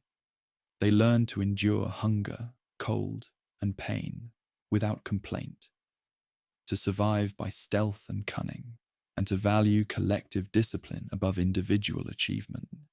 This educational system produced warriors of unmatched discipline and fortitude, but at considerable social cost. Literacy, music, and other cultural pursuits received minimal attention. Luxury and comfort were discouraged as softening influences. Citizens dined together in communal messes rather than with their families, sustaining military camaraderie while weakening household bonds. Each adult male citizen belonged to a Sycition, a military dining club of about 15 men who fought together in battle, creating intense bonds that superseded family loyalty. Sparta limited citizenship to full-blooded Spartans, who successfully completed the Epilogue and maintained their contribution to the communal messes. As citizenship demands increased, Spartan numbers declined steadily from a peak of perhaps 8,000 adult male citizens in the early 5th century to fewer than 1,000 by the 4th century BC. This demographic fragility became a critical weakness, as Spartans could not easily replace battlefield losses. Politically, Sparta developed a mixed constitution that combined elements of monarchy, oligarchy, and limited democracy. Two hereditary kings from different dynasties shared power, primarily serving as military commanders and religious officials. The Gerousia, a council of 28 elders plus the kings, proposed legislation and acted as a supreme court. 5 annually elected ephors wielded extensive executive power, supervising the kings and implementing policy. The assembly of all citizens could vote on proposals, but not initiate or amend legislation. This complex system, with its checks and balances, provided remarkable stability at the cost of conservative resistance to change. Spartan women enjoyed greater freedom and authority than their counterparts elsewhere in Greece. They received physical education, managed estates while men focused on military duties, and could own property in their own right. The famously direct speech of Spartan women became legendary throughout Greece. However, their primary social value remained the production of strong sons for the state, with mothers supposedly telling sons departing for battle to return with your shield or on it, victorious or dead, but never fleeing. By the early 5th century BC, Sparta had established hegemony over most of the Peloponnese through a network of alliances known as the Peloponnesian League. Member states agreed to follow Spartan leadership in foreign affairs while maintaining internal autonomy. This alliance system, combined with Sparta's fearsome military reputation, made it the preeminent land power in Greece on the eve of the Persian Wars. Athens followed a dramatically different path. While Sparta turned inward and embraced radical conservatism, Athens evolved toward democracy, commercial dynamism, and cultural innovation. The reforms of Cleisthenes in 508 to 507 BC reorganized the Athenian citizenry into 10 artificial tribes, cutting across traditional kinship groups and regional factions. This new organization provided the framework for democratic institutions that would mature in the following decades. The Athenian democracy rested on direct participation by the citizen body. The ecclesia, or assembly, meeting at least 40 times annually on the Nix hillside, made major policy decisions, declared war, ratified treaties, and elected certain officials. Any adult male citizen could attend, speak, and vote. A council of 500, with 50 members from each tribe, selected by lot annually, prepared business for the assembly, handled routine administration, and supervised magistrates. Hundreds of administrative positions were filled by ordinary citizens, chosen through a combination of election and lottery, usually serving one-year terms. The courts similarly involved direct citizen participation. Large juries of 201 to 501 citizens chosen by lot heard both private lawsuits and public prosecutions. Without professional judges or lawyers, citizens presented their own cases, with time limits enforced by water clocks. After hearing arguments, jurors voted immediately without deliberation, with a simple majority determining the verdict. While imperfect by modern standards, this system prevented the concentration of judicial power and gave ordinary citizens direct involvement in upholding the law. This democratic system evolved gradually through the 5th century BC. Ephialtes and Pericles further reduced aristocratic influence by transferring powers from the Areopagus, a council of ex-magistrates, to the popular courts and assembly. Compensation for government service, introduced by Pericles, allowed poorer citizens to participate in the democracy by offsetting the income lost while attending the assembly or serving as jurors. By mid-century, Athens had developed the most radically democratic system of government in world history to that point. Yet Athenian democracy had significant limitations by modern standards. Citizenship remained restricted to adult men with Athenian parentage, excluding women, resident foreigners, and slaves. Indeed, the democratic system partly rested on slave labor that freed citizens for political participation. Women, while enjoying greater legal rights than in many ancient societies, could not vote, speak in the assembly, or represent themselves in court. These restrictions reflected the ancient world's hierarchical assumptions, rather than unique Athenian failings, but they remind us that Athenian democracy differed substantially from modern conceptions. Daily life in classical Athens centered on the household and the city. The oikos, or household, constituted the basic social unit, typically including family members, slaves, and material possessions under the authority of the male head of household. Men divided their time between household management, civic duties, and social interactions in the agora, gymnasiums, and symposia. Women of citizen families managed household affairs, supervised slaves, raised children, and produced textiles. Their public role was largely restricted to religious festivals and family ceremonies, though practical realities often required broader activities, especially for women of lower economic status who might engage in market trading or paid labor. Education for Athenian boys combined physical training through athletics with musical education that included poetry and instrumental skills. Upper-class youths might continue their education with sophists who taught rhetoric and other valuable skills for civic life. Girls typically received domestic training at home rather than formal education. After military service from ages 18 to 20, young men of citizen families entered public life, beginning their participation in the democratic institutions that governed the state. The Persian Wars transformed the Greek world, and particularly Athens. When the mighty Persian Empire launched punitive expeditions against the Greeks, first under Darius in 490 BC, and then under Xerxes in 480 to 479 BC. Few expected the fragmented Greek states to prevail. The Greek triumph against overwhelming odds became a defining moment in Hellenic identity and Athens' democratic self-conception. The conflict originated in the Ionian Revolt of 499 to 494 BC, when Greek cities along the western coast of Anatolia rebelled against Persian rule. Athens sent ships to support the rebels, an act that attracted the attention of the Persian king Darius.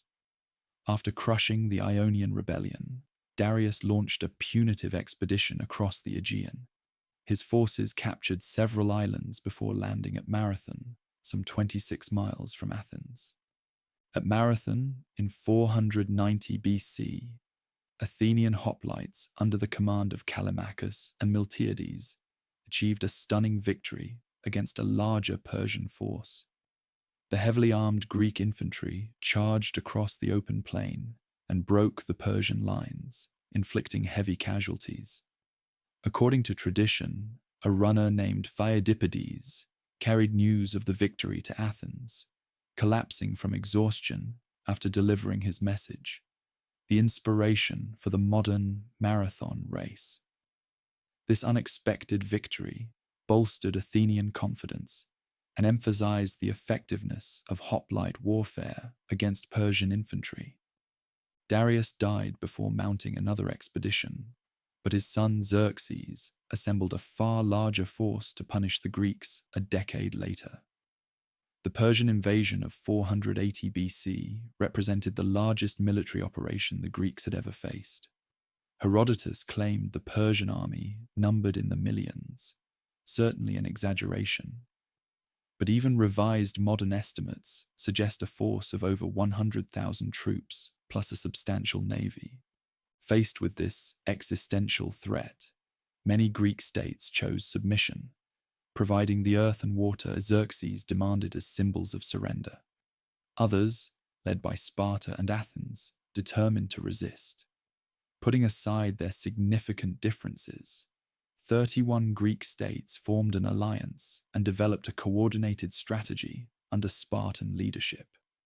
The first major engagement occurred at the narrow pass of Thermopylae, where a small Greek force led by Spartan king Leonidas attempted to block the Persian advance. For 3 days, the Greeks held the pass against repeated Persian assaults. Their final stand, after a local traitor revealed a mountain path that allowed the Persians to outflank their position, became legendary. Leonidas and his 300 Spartans, along with some Thespians and Thebans, fought to the death, buying time for the remaining Greek forces to retreat. Simultaneously, the Greek fleet engaged the Persian navy at nearby Artemisium with inconclusive results. With central Greece lost, the allies withdrew to the Isthmus of Corinth. Athens was evacuated, its population temporarily relocated to the island of Salamis and other safe locations. The Persians occupied and burned Athens, destroying temples and public buildings on the Acropolis. In this dark moment, the decisive naval battle of the war occurred in the narrow strait between Salamis and the mainland. The Athenian leader Themistocles convinced the reluctant allies to fight at Salamis rather than withdrawing to the Peloponnese. Through strategic deception, he maneuvered the larger Persian fleet into the confined waters, where its numerical advantage became a liability. The more maneuverable Greek triremes inflicted a crushing defeat on the Persian navy, destroying perhaps half their ships. Xerxes, watching the disaster from a throne set up on the shore, soon retreated to Asia with a portion of his army, leaving his general Mardonius to continue the campaign the following year. The final major battle occurred at Plataea in 479 BC, where the largest hoplite army ever assembled, led by the Spartan regent Pausanias, decisively defeated the Persian land forces.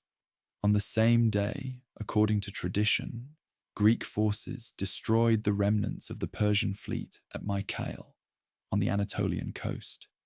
These victories effectively ended the Persian invasion, though fighting would continue for decades, as Greeks took the offensive in a series of campaigns to liberate Ionian cities. The Persian wars had profound consequences for Greek civilization. The unexpected victory against overwhelming odds reinforced Greek confidence and sharpened their sense of cultural superiority over non-Greeks they called barbarians.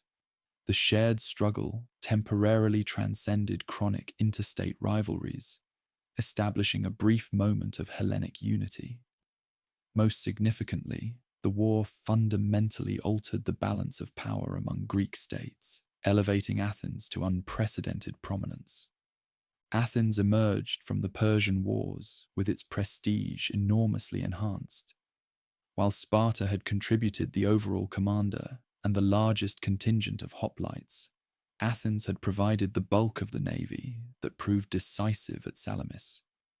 When Sparta withdrew from offensive operations against Persia, Athens stepped forward to lead a coalition of island and coastal states determined to continue the fight. This alliance, formed in 478 BC and known to modern historians as the Delian League, would become the vehicle for Athenian imperial ambitions. Initially, the Delian League operated as a voluntary alliance with headquarters on the sacred island of Delos. Member states contributed ships or money toward the common goal of liberating Greek cities from Persian control and securing the Aegean. Early campaigns under Athenian leadership proved highly successful, defeating Persian garrisons and expanding the alliance to include most island and coastal states in the Aegean and Eastern Mediterranean. Gradually, however, the nature of the alliance changed. Athens began treating contributions as tribute due to a superior rather than shared expenses of allied states. When members like Naxos attempted to withdraw from the alliance, Athens used force to compel continued participation. The treasury was moved from Delos to Athens in 454 BC, symbolizing the transformation from equal alliance to Athenian empire. By mid-century, most allies had converted from providing ships to paying tribute, leaving Athens with overwhelming naval supremacy in the Aegean. This period of imperial growth coincided with the flourishing of Athenian democracy at home. Under the leadership of Pericles, who dominated Athenian politics from 461 to 429 BC without holding extraordinary powers. Athens experienced a golden age of cultural and intellectual achievement. Pericles combined aristocratic birth and education with firm democratic convictions, advocating both imperial ambition abroad and democratic participation at home. The wealth flowing into Athens from imperial tribute and commercial dominance funded an ambitious building program that transformed the city's appearance. After the Persian destruction of the Acropolis, Pericles initiated reconstruction on a far grander scale. The Parthenon, dedicated to Athena Parthenos, exemplified the new architectural vision with its perfect proportions, subtle mathematical refinements, and magnificent sculptural program. Other structures followed. The monumental gateway, called the Propylaea, the elegant temple of Athena Nike, and eventually the distinctive Erechtheion, with its famous caryatid porch. Together with public buildings in the Agora and the long walls connecting Athens to its port at Piraeus, these projects employed thousands of workers and showcased Athenian wealth and artistic skill. This building program reflected both religious piety and civic pride, but also had explicitly political dimensions. Pericles diverted some 30 talents annually from the Delian League treasury to fund Athenian construction projects, justifying this on grounds that Athens was fulfilling allied defense responsibilities. This financial reallocation provoked criticism from both allies and conservative Athenians, but exemplified how imperial resources supported Athenian domestic policy under Pericles. The same era witnessed Athens' greatest achievements in drama, both tragedy and comedy. The tragic playwrights Aeschylus, Sophocles, and Euripides composed works exploring human suffering, moral dilemmas, divine justice, and political themes. Performed at religious festivals like the city Dionysia, these plays combined poetic language, music, dance, and theatrical spectacle in a uniquely Athenian art form that attracted visitors from throughout the Greek world. Meanwhile, comic playwrights like Aristophanes created biting political satire, outrageous obscenity, and fantastic plots that offered both entertainment and pointed social commentary. Through drama, Athenians publicly examined their most cherished values and controversial policies, demonstrating the free expression that characterized democratic culture. Historical writing emerged as a distinctive literary form during this period. Herodotus, a native of Halicarnassus, who spent significant time in Athens, composed his histories primarily to document the Persian Wars, but included extensive ethnographic and geographical digressions about the many peoples involved in the conflict. His wide-ranging curiosity, relative openness to non-Greek perspectives, and focus on human motivations established a distinctive approach to understanding the past. The Athenian Thucydides, writing about the later Peloponnesian War, developed a more analytical methodology, emphasizing political and military affairs, critically evaluating sources and seeking underlying patterns in human events. Together, these pioneering historians established Western historical writing as a genre distinct from myth, epic, or religious narrative. In the visual arts, Athenian red figure pottery reached its technical and artistic peak, while sculptors developed increasingly naturalistic representations of the human form. The statesman Phidias directed the sculptural program of the Parthenon and created the massive gold and ivory cult statue of Athena that stood inside the temple. Polykleitos of Argos established mathematical canons of proportion for depicting the ideal male form. The trend toward naturalism accelerated through the century, with sculptors achieving greater anatomical accuracy, convincing drapery, and emotional expression. The intellectual climate of classical Athens encouraged philosophical inquiry and critical debate, while earlier Greek philosophy had flourished primarily in Ionia and southern Italy. Athens became the center of intellectual life by the mid-5th century BC. Anaxagoras brought natural philosophy to the city and influenced Pericles before being forced into exile for impiety. The sophists, traveling professional educators like Protagoras and Gorgias, taught rhetoric, argumentation, and other practical skills to ambitious young men, while questioning traditional moral and religious assumptions. The most significant philosophical figure of the era, Socrates, developed a distinctive method of questioning that challenged conventional wisdom and examined the foundations of knowledge. Though he wrote nothing himself, his approach to ethical inquiry transformed Greek philosophy. Through relentless questioning, Socrates exposed contradictions in his interlocutor's thinking and sought precise definitions of moral concepts like justice, courage, and piety. His influence spread through the young men who followed him around Athens, including some from prominent families. This association, along with his questioning of traditional beliefs, eventually led to his trial and execution in 399 BC on charges of corrupting the youth and impiety. Socrates accepted the verdict rather than fleeing, establishing a model of philosophical integrity that profoundly influenced subsequent Western thought. The growing wealth and power of Athens inevitably generated tension with other Greek states, particularly Sparta and its allies.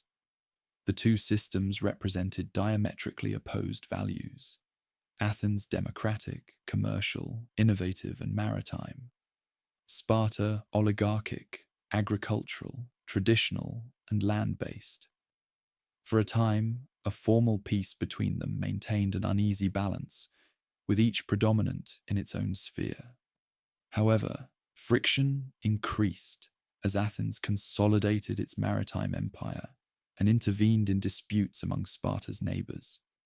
The resulting conflict, the Peloponnesian War, would last, with interruptions, from 431 to 404 BC, ultimately involving nearly every Greek state and permanently altering the Hellenic world. Thucydides, who both observed and participated in the war, identified its fundamental cause as the growth of Athenian power and the fear which this caused in Sparta. The immediate trigger involved complex disputes among secondary states allied with the two powers, but the underlying tensions had developed over decades. When war finally erupted, the opposing sides pursued contrasting strategies, matching their distinctive strengths. Sparta and its allies, superior in land warfare, invaded Attica annually, ravaging the countryside and destroying crops in hopes of drawing the Athenians into a decisive hoplite battle. Athens, following Pericles' strategy, refused this confrontation. Instead, the population withdrew behind the city walls, while the navy maintained maritime supply lines and conducted raids on Peloponnesian coastal territories. This approach minimized Athens' main military weakness, but imposed severe strain on the population, crowded within the city and exposed to disease. The early war saw no decisive engagements, but terrible suffering. A devastating plague struck Athens in 430 to 429 BC, killing perhaps a quarter of the population, including Pericles himself. The loss of the statesman's steady guidance led to less coherent leadership and more erratic policy decisions. Nevertheless, Athens maintained its basic strategy and avoided decisive defeat during what historians call the Archidamian War, the conflict's first phase. After years of inconclusive fighting, both sides accepted the Peace of Nicias in 421 BC, intended to last 50 years, but ultimately holding for just 6.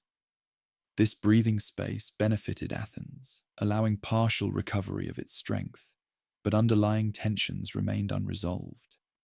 Aggressive leaders on both sides, particularly the charismatic Athenian general Alcibiades, soon pushed for renewed confrontation through provocative alliance arrangements and interventions in previously uninvolved regions. The pivotal moment came in 415 BC, when Athens launched its fateful Sicilian expedition, an enormous military operation targeting Syracuse, the powerful Greek city-state in Sicily. Thucydides described the fleet's departure as the most costly and splendid Hellenic force that had ever been sent out by a single city up to that time. Despite warnings from the elderly general Nicias, the ambitious campaign proceeded under his reluctant leadership alongside Alcibiades and Lamachus. Almost immediately, the expedition faced difficulty when Alcibiades was recalled to stand trial for allegedly profaning religious mysteries. Rather than returning to certain prosecution, he defected to Sparta and advised them on how best to oppose Athenian strategy. The remaining commanders besieged Syracuse, but failed to achieve quick victory. When Sparta sent aid under Gylippus, the tide turned decisively against the Athenians. Despite desperate reinforcement under Demosthenes, the entire expedition ended in catastrophe, with thousands of Athenians killed or captured and sold into slavery. This disaster gravely weakened Athens at a critical moment. Sensing opportunity, Sparta renewed offensive operations with increased vigor. On Alcibiades' advice, they established a permanent fortification at Decilia, in Athenian territory, disrupting agriculture, commerce, and access to the silver mines at Laurium. This phase, called the Decilian or Ionian War, saw Athens struggling to maintain its empire as allied states began to revolt. Spartan operations in the eastern Aegean, supported by Persian funding, increasingly challenged Athenian naval supremacy. Political turmoil compounded Athens' difficulties. In 411 BC, oligarchic sympathizers overthrew the democracy and established the short-lived regime of the 400. Though quickly replaced by the more moderate 5000, this constitutional disruption revealed deep divisions within Athenian society.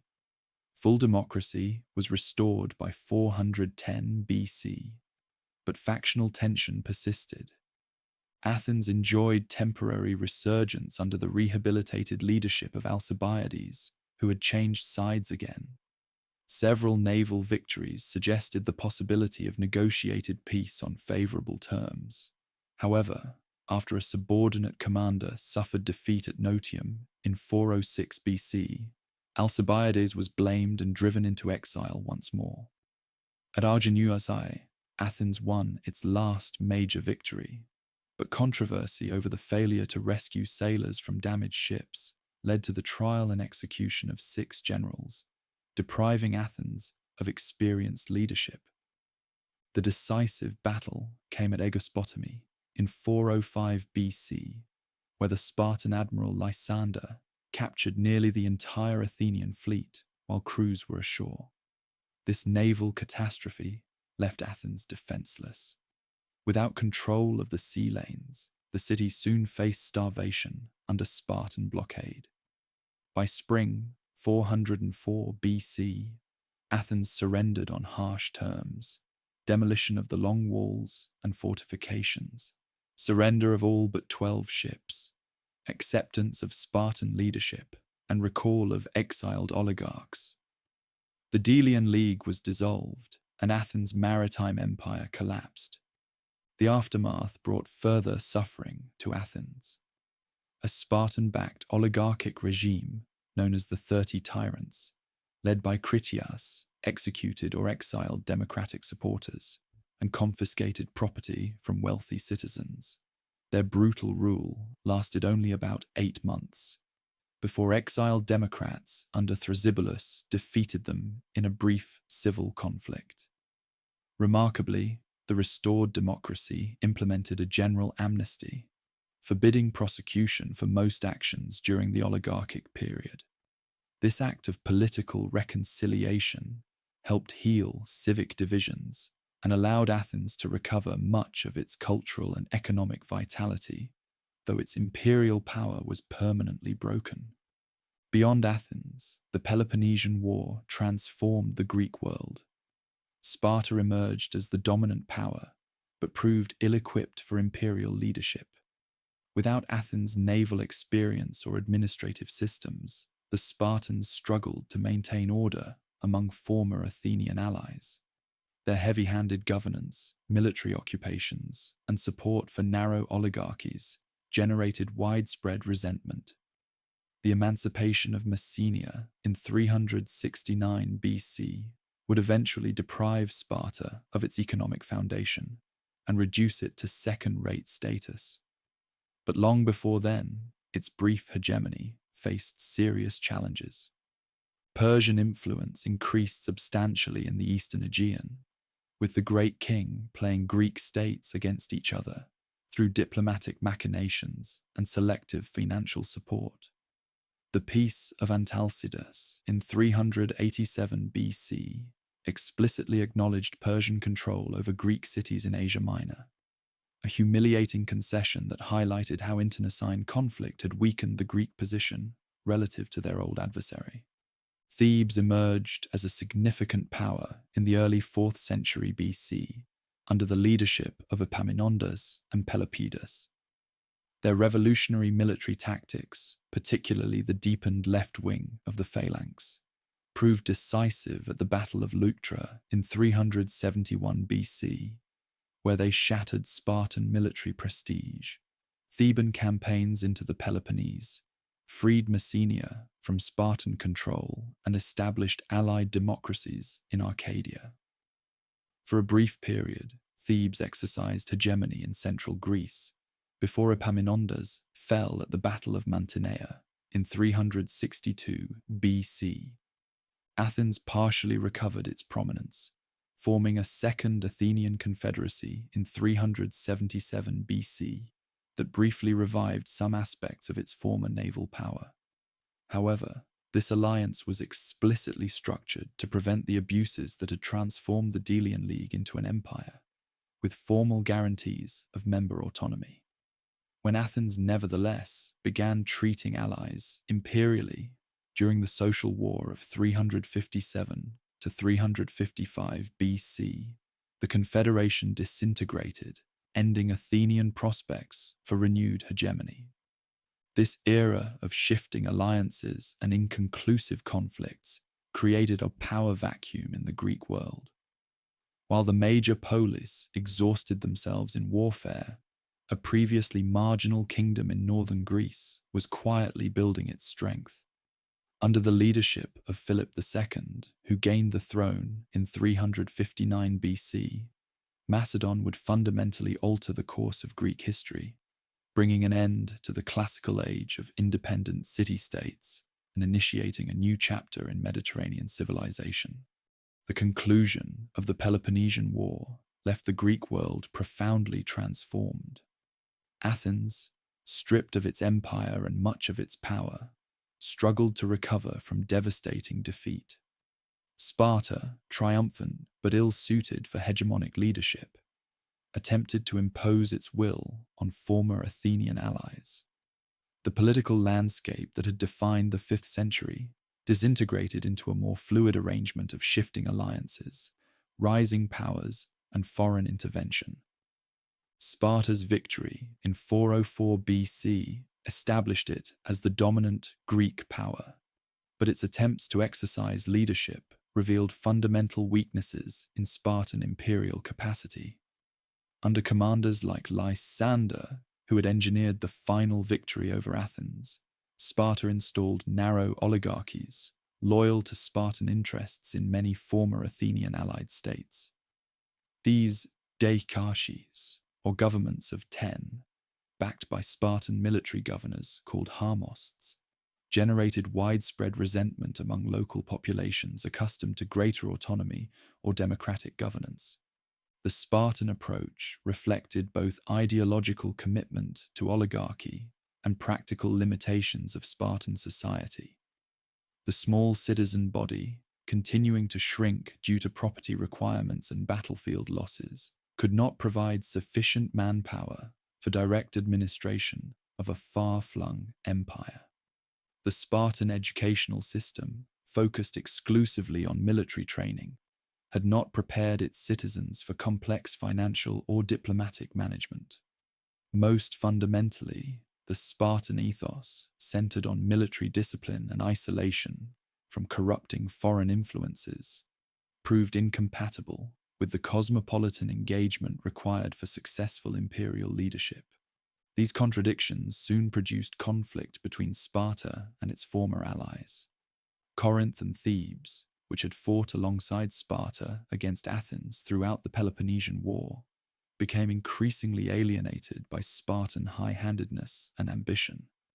When King Agesilaus II embarked on ambitious campaigns in Asia Minor against Persian interests in 396 BC, he unwittingly triggered a reaction that would ultimately undermine Spartan power. Persia, the great empire to the east, had played a decisive role in the Peloponnesian War by providing financial support to Sparta's final naval campaigns. King Artaxerxes II now reversed this policy, dispatching the Athenian admiral Conon with Persian funds to build an anti-Spartan coalition. Persia's gold proved as effective against Sparta as it had been against Athens, financing a coalition of Thebes, Corinth, Argos, and a reviving Athens to challenge Spartan dominance. The resulting Corinthian War from 395 to 387 BC marked the first major challenge to Spartan hegemony. Initial Spartan victories at Nemea and Coronea demonstrated continued land warfare superiority, but Conon's naval victory at Cnidus in 394 BC broke Spartan control of the Aegean.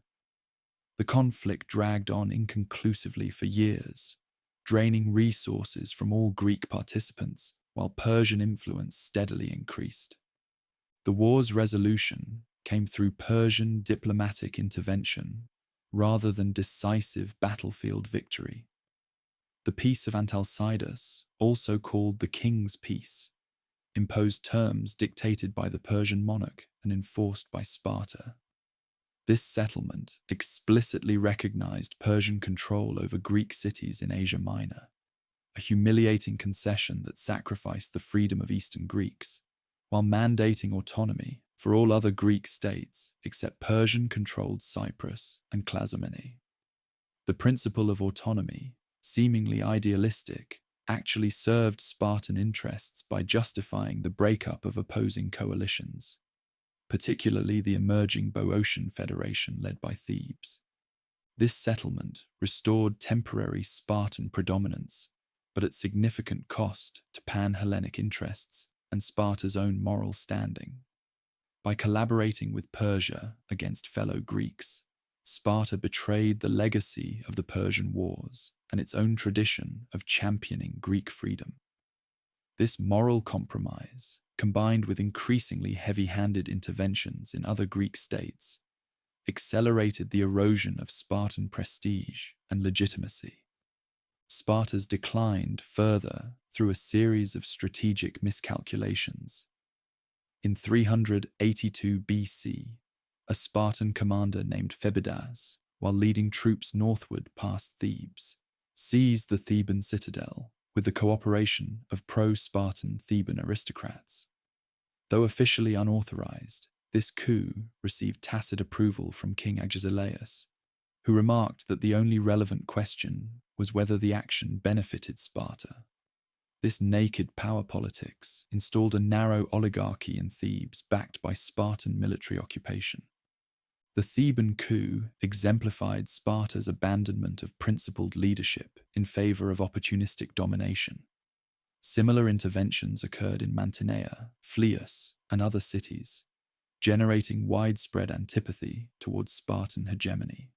Even traditional Spartan allies, began questioning the costs of continued association with an increasingly tyrannical power. The turning point came in 379 BC, when a small group of Theban exiles, led by Pelopidas, infiltrated their occupied home city, and with popular support, overthrew the pro-Spartan government. This Theban revolution received crucial assistance from Athens, which had been rebuilding its military strength and expanding its network of alliances. The liberation of Thebes marked the beginning of a new power dynamic in central Greece and triggered a series of conflicts that would ultimately destroy Spartan hegemony. Thebes rapidly emerged as a formidable military power under the leadership of Epaminondas, one of history's great military innovators. Traditionally, Greek hoplite warfare had emphasized uniform phalanx depth, with the strongest troops positioned on the right wing. Epaminondas reversed this approach at the decisive Battle of Leuctra in 371 BC, placing his best troops in a 50-deep formation on the left wing, directly opposite the elite Spartan forces. This concentrated mass shattered the Spartan right wing, killing the Spartan king Cleombrotus and 400 of the 700 full Spartan citizens present, a devastating blow to Sparta's already dwindling citizen manpower. This single battle transformed the Greek world. Spartan military invincibility, the psychological foundation of their power, lay broken. Epaminondas pressed this advantage through bold campaigns into the Peloponnese, traditionally secure Spartan territory. He liberated Messenia, whose population had been Hellenized by Sparta for centuries, and supported the creation of Megalopolis as a democratic counterweight to Spartan influence in Arcadia.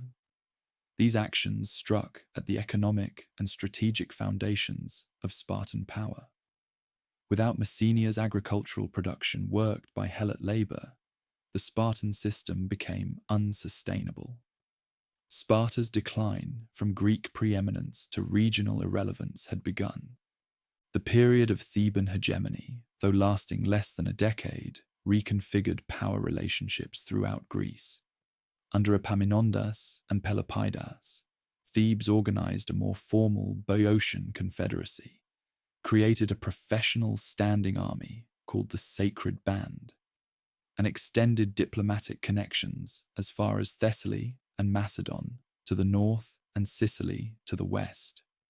However, Theban dominance generated its own opposition, with both Athens and reviving Sparta eventually aligning against Theban power.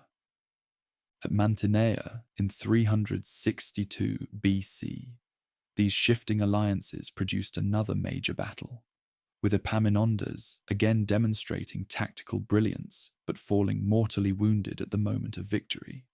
His dying advice to make peace recognized that the battle, while tactically successful, had not decisively resolved the struggle for hegemony. Without his leadership, Theban power gradually declined from brief predominance to approximate parity with other major states. Athens pursued a parallel path of recovery and realignment during these decades. The restored democracy after 403 BC maintained remarkable stability, avoiding the worst excesses of late 5th century faction. Economic recovery proceeded gradually, with commerce and silver mining eventually returning to substantial prosperity. Naval power revived, though never to the scale of the previous century's empire.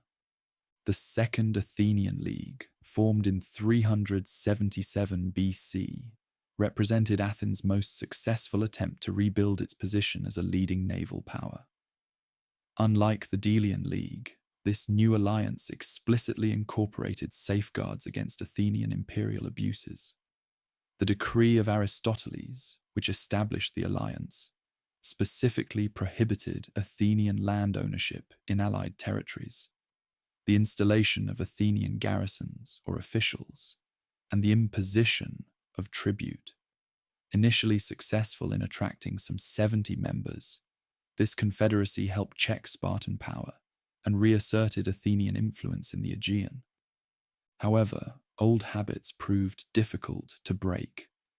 As Athens grew stronger, it began reverting to domineering behavior toward league members. The social war of 357 to 355 BC erupted when several major allies, including Rhodes, Kos, and Byzantium, revolted against perceived Athenian imperialism. Athens failed to suppress this rebellion, and the peace settlement recognized the independence of the rebellious states. This conflict, combined with the simultaneous sacred war in central Greece, fatally weakened the Athenian position at a critical juncture when a new power was emerging in the north. The 4th century witnessed important cultural and intellectual developments, even as political fragmentation increased. Athens remained the cultural capital of the Greek world despite its diminished political status. The schools of philosophy established during this period would exert influence for centuries to come.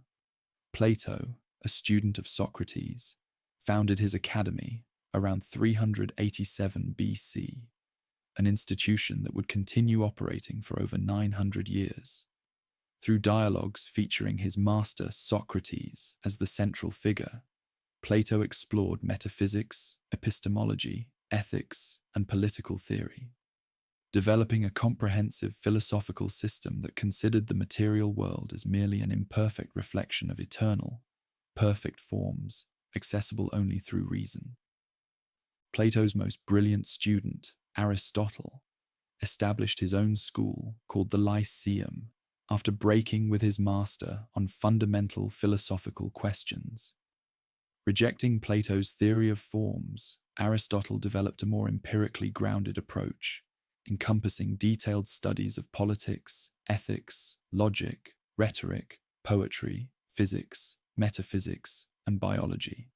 His systematic organization of knowledge established the foundations for Western scientific and philosophical methodology, while his analysis of constitutions and political systems drew on extensive research into the actual practices of Greek states. Other philosophical schools emerged as well, reflecting the intellectual vitality of the age. Antisthenes developed Cynic philosophy, which rejected conventional social norms and material comfort in favor of a life lived according to nature. His follower Diogenes became famous for his provocative behavior, intended to challenge social conventions, living in a ceramic jar in the Athenian agora, and telling Alexander the Great to step aside because he was blocking the sun. Aristippus of Cyrene founded the Cyrenaic school, which identified pleasure as the highest good, while advocating moderation to maximize enjoyment. These diverse philosophical movements reflected the intellectual ferment of an era questioning traditional values after the trauma of the Peloponnesian War. Oratory reached its zenith during the 4th century as democratic politics, interstate diplomacy, and legal disputes all demanded persuasive speech. Demosthenes, overcoming a childhood stutter through legendary determination, became Athens' most forceful political voice and its most passionate advocate for resistance against Macedonian expansion. His bitter rival Aeschines represented the accommodationist faction, arguing for pragmatic acceptance of Macedonian power. Isocrates, though not a practicing orator due to a weak voice, wrote influential speeches advocating Panhellenic unity against Persia under a single strong leader, initially envisioning a Greek state, but eventually accepting Philip II of Macedon as the necessary unifier. Historical writing continued to develop, with Xenophon's Hellenica taking up where Thucydides' history ended and continuing the narrative through the first half of the 4th century. Though lacking Thucydides' analytical depth, Xenophon provided invaluable first-hand accounts of key events, including his own participation in the expedition of Greek mercenaries for the Persian prince Cyrus, chronicled in his Anabasis. Local historians and specialized studies proliferated, demonstrating increasing interest in systematic documentation of the past. The visual arts underwent significant transformation during the 4th century. Sculpture evolved toward greater naturalism, emotional expressiveness, and individualization. Praxiteles created more sensual, relaxed figures that contrasted with the austere dignity of 5th century works, as exemplified by his Aphrodite of Cnidus, the first monumental female nude in Greek art. Lysippos, official sculptor to Alexander the Great, developed a new canon of proportions with slimmer, more elegantly elongated figures. Portrait sculpture became increasingly individualized, especially in funerary monuments, reflecting both artistic developments and changing social attitudes. Architecture saw both innovation and continuity. The Corinthian order, with its elaborate acanthus leaf capitals, gained popularity alongside the established Doric and Ionic styles. New building types emerged, including the round Tholos temple, exemplified by the Tholos at Epidaurus and the Philippeion at Olympia. Theatre structures were increasingly built in stone, with the theatre of Epidaurus representing the culmination of Greek acoustical and sightline engineering. Urban planning became more systematic, as seen in the regular grid layout of cities like Rhodes, rebuilt after 408 BC. Economic developments during the 4th century reflected both recovery from the Peloponnesian War and structural changes in Greek society. Banking became more sophisticated, with prominent trapezitai bankers like Passion in Athens handling deposits, loans, and money changing across wide commercial networks. Manufacturing increased in scale, particularly in Athens, where large workshops employed dozens of slaves in producing shields, furniture, and luxury goods. Agricultural practices evolved, with greater specialization in cash crops for export markets.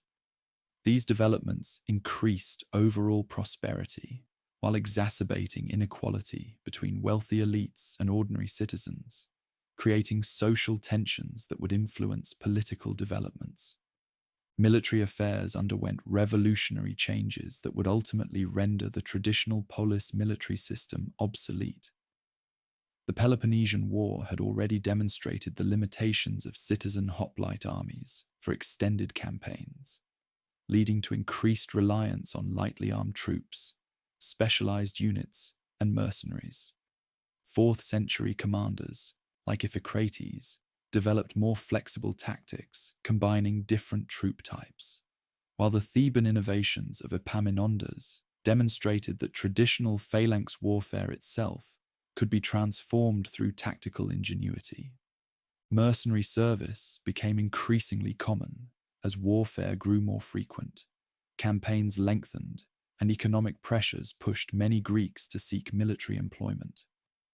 The expedition of the 10,000 Greek mercenaries who marched into the heart of the Persian Empire to support a dynastic claimant and then fought their way back to the Mediterranean, as described in Xenophon's Anabasis, demonstrated both the military effectiveness of Greek hoplites and their availability for hire. By mid-century, substantial mercenary forces marketed their services throughout the Mediterranean world, with commanders like Chabrias of Athens simultaneously serving their home states and accepting foreign commissions. These military developments both reflected and accelerated the erosion of the classical polis ideal, which had envisioned the citizen and soldier as the same person, fighting in defense of his own community. As warfare became more professionalized, extended, and technical, the connection between citizenship and military service weakened.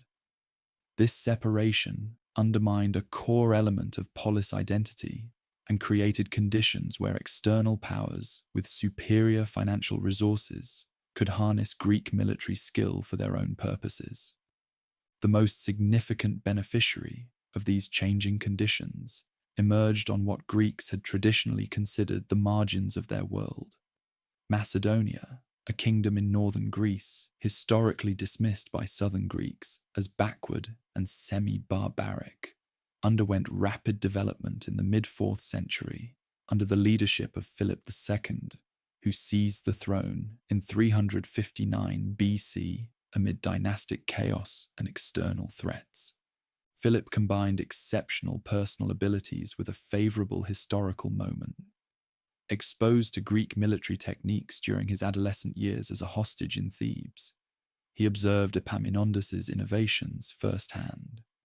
Upon gaining the Macedonian throne at age 23, he implemented a series of military reforms that transformed his kingdom's fighting capacity.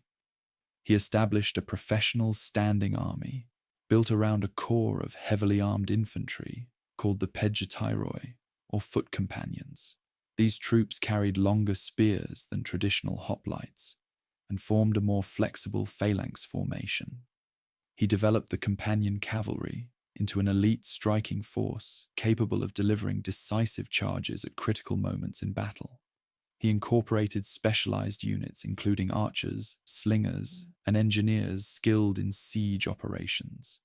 Beyond military reform, Philip strengthened his kingdom through administrative centralization, exploitation of natural resources, and strategic marriages that solidified political alliances. The gold and silver mines of Mount Pangaeum, secured early in his reign, provided financial resources that funded both military expansion and diplomatic initiatives. Philip's court at Pella became increasingly sophisticated, attracting Greek intellectuals, artists, and mercenary commanders who brought technical expertise to Macedonian service. Philip's expansion followed a methodical pattern that revealed exceptional strategic vision. He first secured Macedonia's traditionally vulnerable borders against tribal peoples to the north and west. He then systematically extended Macedonian influence into Thessaly, Thrace, and the Chalcidice, regions rich in resources and strategically positioned for further southward expansion. By controlling key mining districts, coastal cities, and trade routes, he built a formidable economic and military foundation. The Greek states initially failed to recognize the existential threat posed by Macedonian expansion. Internal conflicts, especially the Third Sacred War, from 356 to 346 BC, over control of the Delphic oracle and its treasury, consumed their attention and resources. Philip skillfully exploited these divisions, presenting himself as a champion of Delphic Apollo against the Phocians who had seized the sanctuary's wealth. His decisive intervention in this conflict earned him recognition as a legitimate participant in Greek affairs, membership in the Amphictyonic Council that administered Delphi, and presidency of the Pythian Games. Only in Athens did a consistent voice emerge, warning against Philip's true ambitions. Demosthenes, through his series of speeches known as the Philippics and Olympiacs, urgently advocated resistance to Macedonian expansion. His oratory painted Philip as an existential threat to Greek freedom and the democratic way of life, calling for united opposition before it became too late. These warnings initially gained limited traction, as the pro-Macedonian faction, led by Aeschines, argued for accommodation and emphasized Philip's Philhellenic gestures. The steady southward progress of Macedonian power eventually forced broader Greek recognition of the danger. When Philip captured the Athenian grain route through the Hellespont in 340 BC by besieging Perinthus and Byzantium, Athens finally declared war.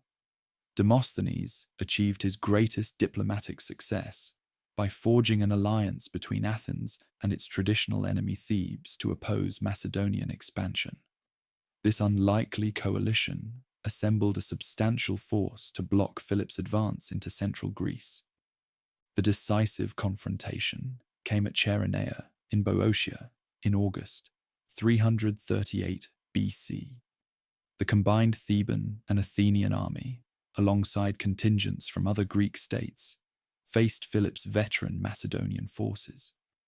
The battle turned on the brilliant cavalry charge led by Philip's 18-year-old son, Alexander, which broke the Theban sacred band, previously considered invincible, and secured a decisive Macedonian victory. This single engagement effectively ended the political independence of the Greek city-states and marked the twilight of the Polis as the dominant form of Greek political organization. Philip's settlement after Chaeronea demonstrated both moderation and strategic vision. Rather than attempting direct occupation or harsh punitive measures against Athens, he offered relatively lenient terms while methodically consolidating his control.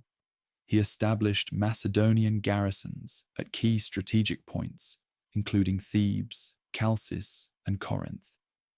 He reorganized the Greek states into a formal confederation called the League of Corinth, with himself as hegemon or leader.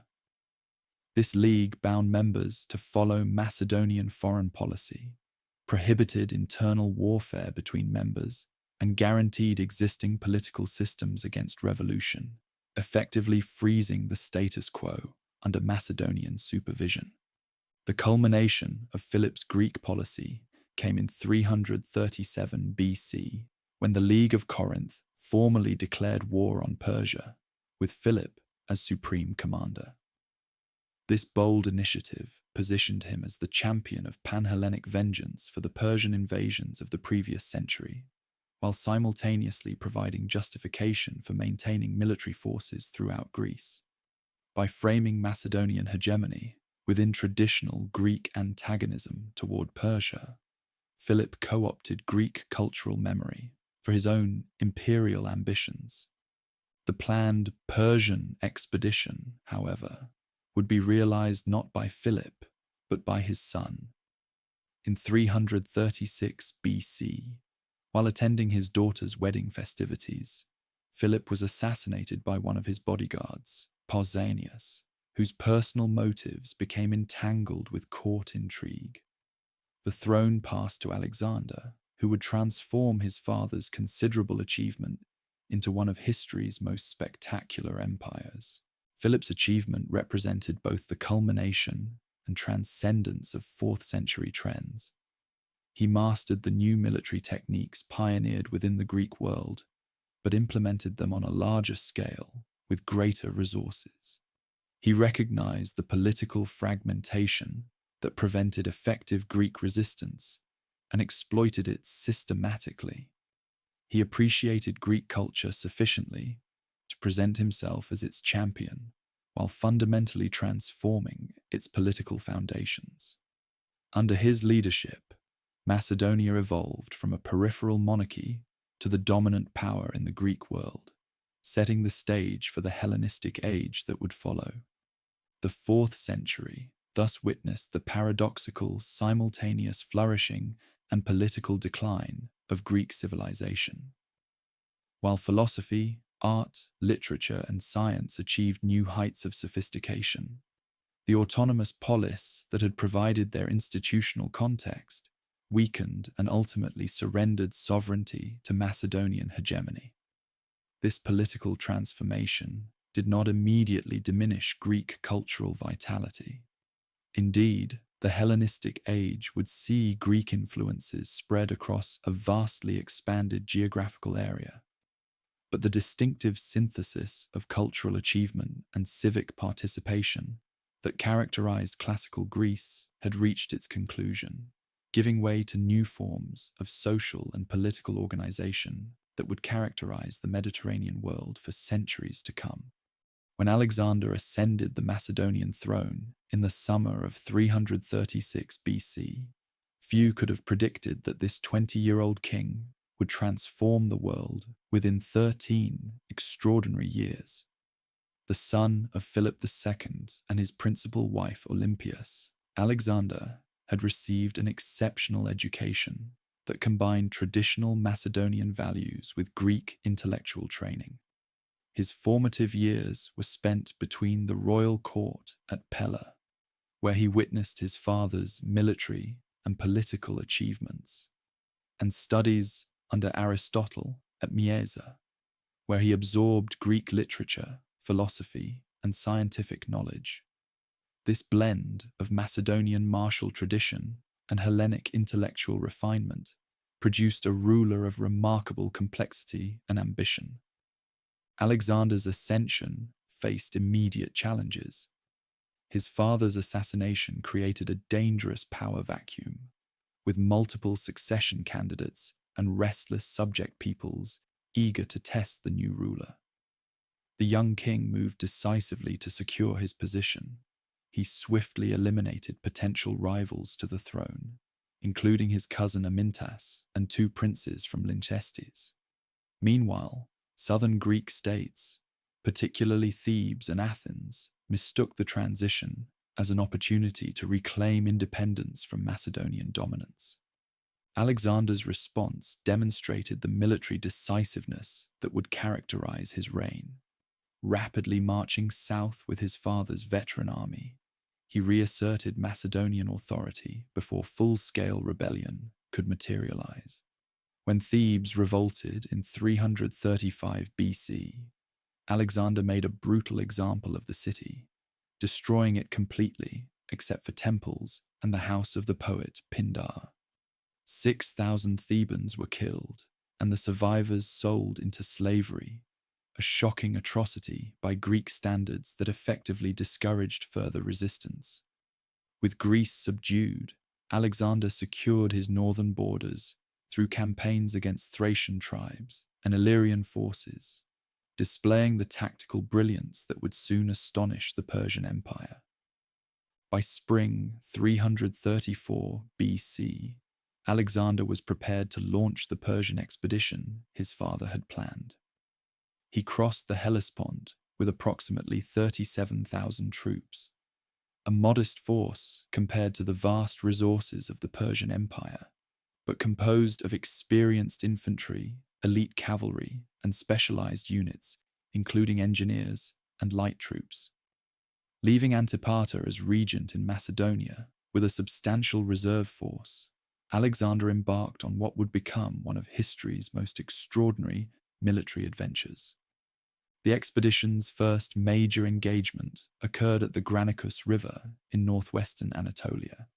Here, Persian satraps had assembled a substantial force, including Greek mercenaries, to halt the Macedonian advance.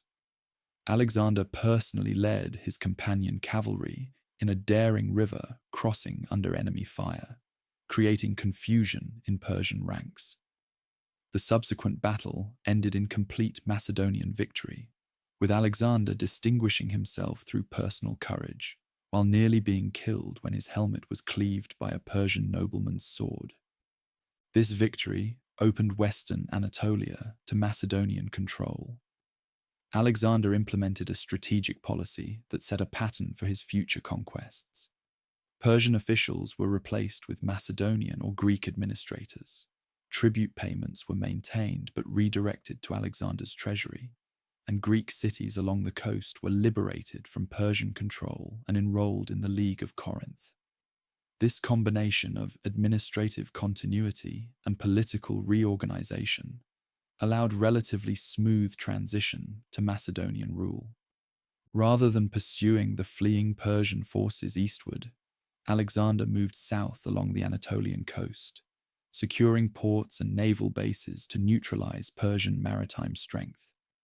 At Gordium, in central Anatolia, he encountered the famous Gordian knot, which legend held could only be untied by the future ruler of Asia. Alexander either cut or untied the knot. Accounts differ, in a characteristic display of decisive action that enhanced his growing mystique. The first direct confrontation with King Darius III came at Issus in late 333 BC. The Persian king had assembled a massive army and unwisely positioned it in narrow coastal terrain that negated his numerical advantage. Alexander again led his companion cavalry in a decisive charge aimed directly at Darius himself. breaking the Persian center and sending the great king fleeing from the battlefield, abandoning his family to Macedonian capture. Alexander treated the royal women with respect, setting a precedent for honorable behavior that enhanced his reputation.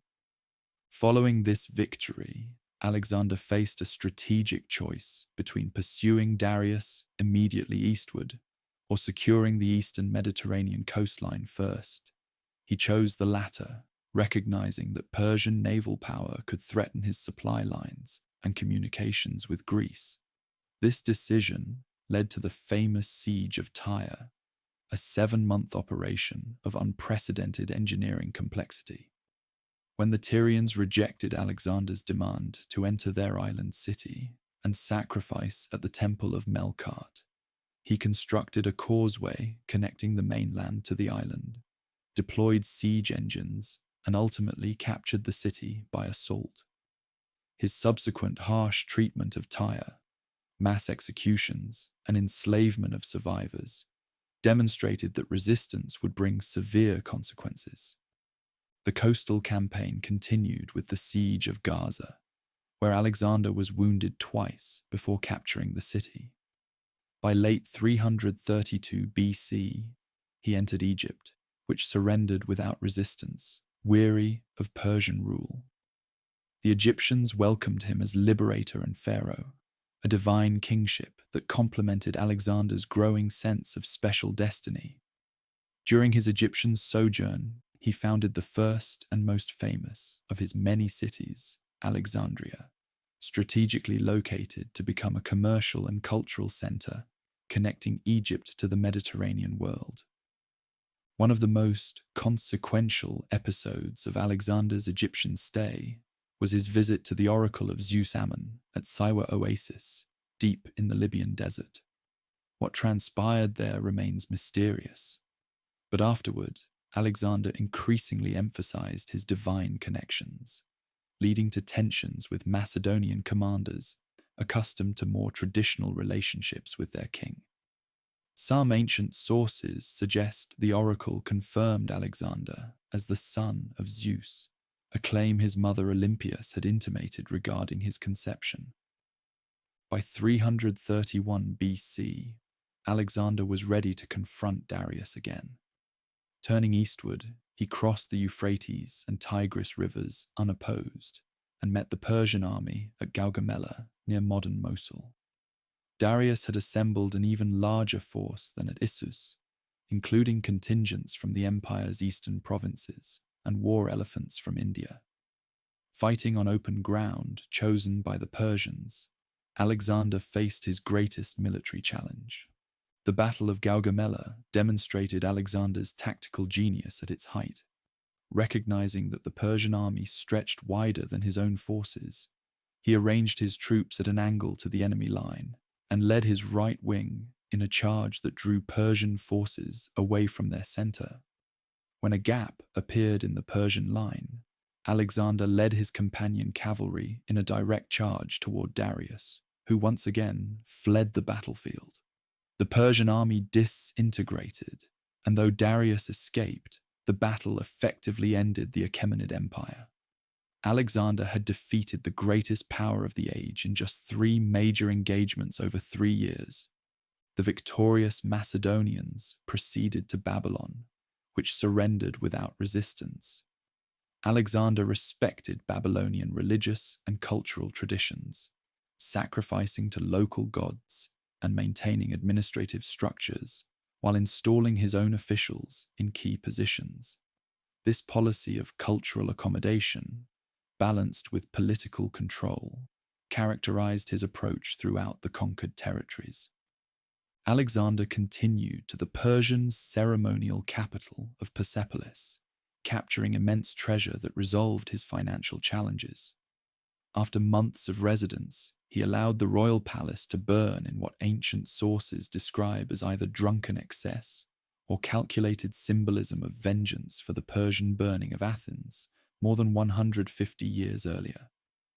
This controversial act marked a transition point in Alexander's campaign, which increasingly shifted from defeating Persia to creating a new universal empire.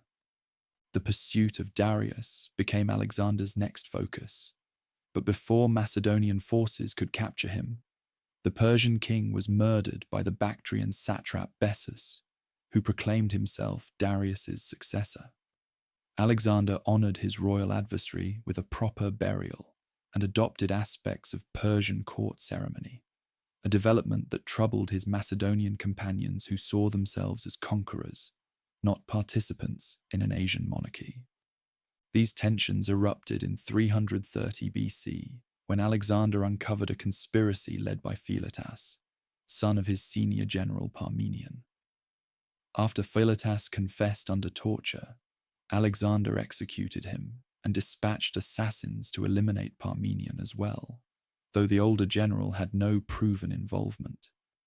This harsh response to perceived disloyalty, combined with Alexander's increasing adoption of Persian customs, created a dangerous atmosphere of suspicion within the high command. Matters deteriorated further when Alexander killed his companion Clytus the Black in a drunken quarrel after Clytus criticized his orientalizing tendencies and claims of divinity. Though Alexander exhibited immediate remorse, the incident highlighted the growing gulf between the king's expanding vision and the traditional expectations of his Macedonian officers. Despite these internal tensions, Alexander pressed eastward into Bactria and Sogdiana, modern Afghanistan and Central Asia. These campaigns from 329 to 327 BC proved more challenging than his earlier conquests, as he faced guerrilla resistance in mountainous terrain rather than conventional armies. Alexander adapted by developing more flexible tactical approaches, using speed and surprise against elusive opponents. He secured the region through a combination of military pressure, strategic marriages with local nobility, and establishment of garrison cities populated by Greek and Macedonian settlers. The most significant of these diplomatic marriages was Alexander's union with Roxane, daughter of a Bactrian nobleman. This political alliance helped pacify a troublesome region while reflecting Alexander's evolving vision of a mixed Greco-Persian elite. However, his subsequent attempt to introduce proskinesis, a Persian court practice involving prostration before the king, met fierce resistance from Macedonians, who considered it appropriate for Persian subjects, but degrading for free Greeks and Macedonians. This cultural conflict culminated in the Pages Conspiracy of 327 BC, when royal pages plotted to assassinate Alexander. After its discovery and suppression, Alexander executed the philosopher Callisthenes, Aristotle's nephew, for allegedly encouraging the plot through his criticism of the king's orientalizing tendencies. This incident marked a definitive break between Alexander and his former teacher's cultural perspective. With Central Asia secured, Alexander turned toward India, a land known to Greeks primarily through semi-mythical accounts. Crossing the Hindu Kush mountains, his forces entered the Indus Valley in 326 BC. Initial Indian kingdoms submitted peacefully, or after brief resistance, but at the Hydaspes River, Alexander encountered King Porus, commanding an army featuring war elephants, creatures unfamiliar to Macedonian troops. The Battle of the Hydaspes demonstrated Alexander's continued tactical innovation, recognizing the challenge of crossing a swollen river against an alert enemy. He divided his forces and created diversions at multiple crossing points, while personally leading a flanking maneuver during a storm.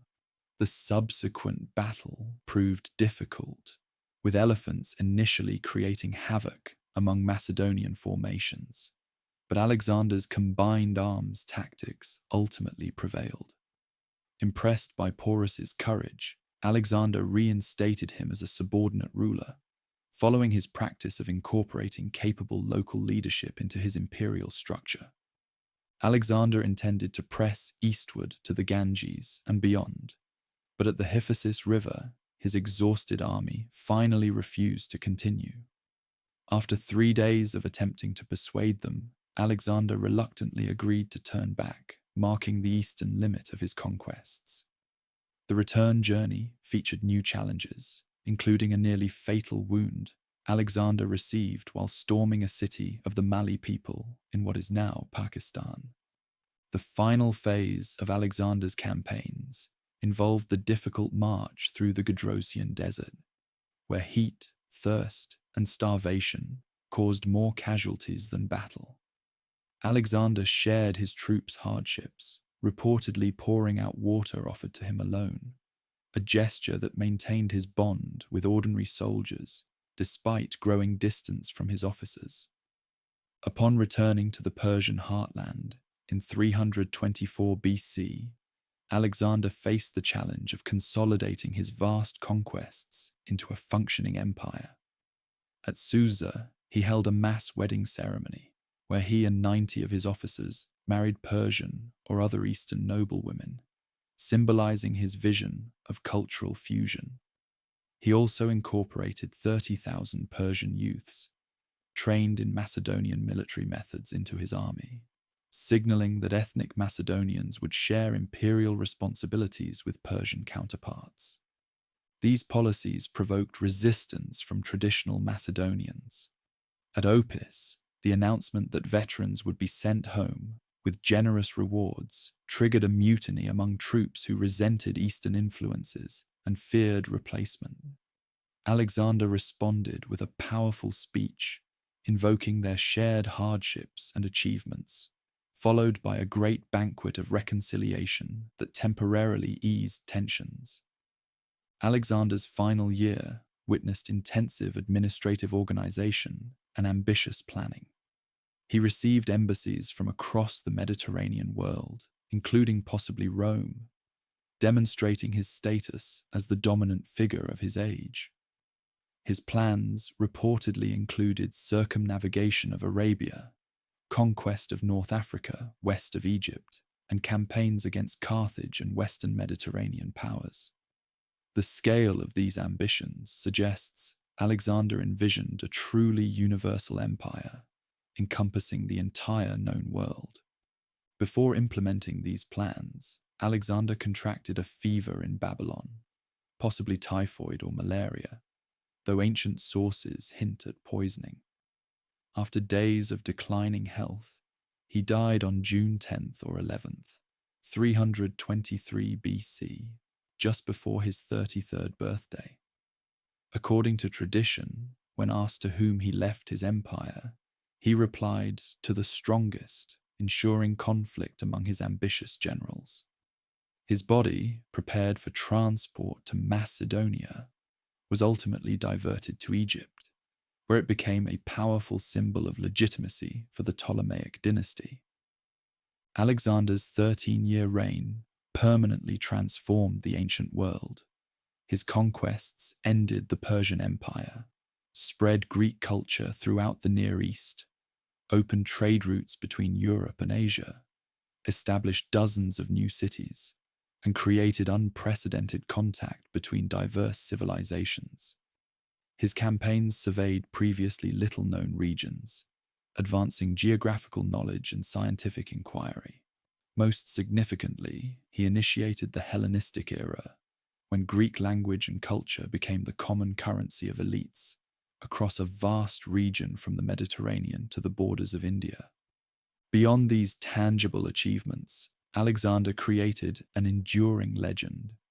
Even during his lifetime, his accomplishments inspired both adulation and criticism. After his death, the Alexander romance developed into a body of fantastic tales, translated into dozens of languages from Europe to Southeast Asia. In the Islamic world, he appeared as Iskandar, a semi-mythical world conqueror. Medieval European tradition transformed him into a chivalric hero. This myth-making process reflected the extraordinary impact one individual had on world history in just 13 years of active kingship. Alexander's legacy proved deeply ambiguous. To conquered peoples, he brought both destruction and new opportunities. To Greeks, he represented both the triumph of Hellenic civilization and the subversion of its political values. To subsequent rulers, he provided an unattainable model of military success and imperial vision. Perhaps his most significant legacy was not military, but cultural. The Hellenistic synthesis that blended Greek, Persian, Egyptian, and other traditions into new forms that would influence subsequent civilizations from Rome to Byzantium to the Islamic world. Whether viewed as visionary, military genius, or megalomaniac, Alexander fundamentally altered the course of ancient history. His death, at the height of his powers, left unanswerable questions about his ultimate intentions. Would he have successfully consolidated his conquests into a stable imperial system? Could Greek and Persian cultures have been genuinely integrated as he envisioned? How much further might his conquests have extended? The premature end to his reign ensured that Alexander would remain an enigmatic figure, a conqueror whose ambitions potentially exceeded even his extraordinary achievements, leaving a complex legacy that continues to fascinate more than 2 millennia after his death. The death of Alexander in 323 BC left an enormous power vacuum. The vast empire he had assembled through conquest lacked established succession mechanisms or fully developed administrative structures to maintain its unity. Without Alexander's charismatic leadership, the diverse territories stretching from the Adriatic to the Indus River faced an uncertain future. What followed was a turbulent period of conflict and realignment that would transform Alexander's conquests into the distinctive Hellenistic world.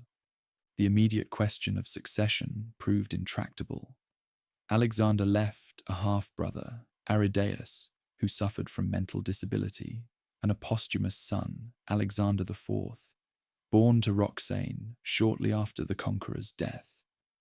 With no capable adult heir, power inevitably devolved to Alexander's senior commanders, men who had shared his campaigns, but now became rivals for the spoils of empire. These Macedonian generals, later called the Diadochi, or successors, initially maintained the fiction of preserving the empire for Alexander's heirs, while carving out personal domains. The decades following Alexander's death witnessed a complex series of shifting alliances, betrayals, and conflicts known as the Wars of the Diadochi. Perdiccas, who held Alexander's signet ring, initially served as regent but was assassinated after an unsuccessful Egyptian campaign in 321 BC. Antipater, the elderly general who had maintained control in 320 BC Macedonia during Alexander's eastern campaigns, briefly established more stable oversight before his death in 319 BC. His successor, Polyperchon, failed to maintain authority, setting the stage for more intensive conflict. The most capable of the successors, Ptolemy in Egypt, Seleucus in Babylon, Lysimachus in Thrace, and Antigonus One-Eye, controlling much of Asia Minor and Syria, engaged in ever-changing coalitions against whichever general seemed closest to re-establishing imperial unity. Antigonus and his son, Demetrius Poliorcetes, the besieger, came nearest to reunifying Alexander's conquests, prompting a coalition of other generals to oppose them. The Battle of Ipsus in 301 BC marked the decisive end to dreams of maintaining a unified empire, as Antigonus fell in battle and his territories were divided among the victors. With hopes of imperial reunification dashed, the Hellenistic world crystallized into 3 major kingdoms and several smaller states. In Egypt, Ptolemy had established firm control by 305 BC, founding a dynasty that would rule for nearly 3 centuries, until Cleopatra VII's defeat by Octavian in 30 BC. The Ptolemaic kingdom maintained remarkable stability, focused on the ancient Nile civilization. With the new capital of Alexandria, serving as the premier city of the Hellenistic world. Seleucus emerged from the conflict controlling the largest share of Alexander's conquests, including Mesopotamia, Syria, and large portions of Iran and Central Asia. This vast Seleucid empire stretched from the Mediterranean to the borders of India, encompassing diverse populations, languages, and cultures. Despite its impressive size, the Seleucid domain faced inherent challenges of administration and defense. Given its enormous geographic spread and limited Greek and Macedonian population base, in Macedonia itself, after several changes of control, the Antigonid dynasty, established by Antigonus Gonatas, grandson of Antigonus I, maintained rule over the Macedonian homeland and exercised varying degrees of influence over the traditionally independent Greek city-states to the south. This smallest of the three major kingdoms, nevertheless, remained militarily formidable and claimed special prestige as the Macedonian heartland. Beyond these major kingdoms, several significant independent states emerged or reasserted themselves during the Hellenistic period.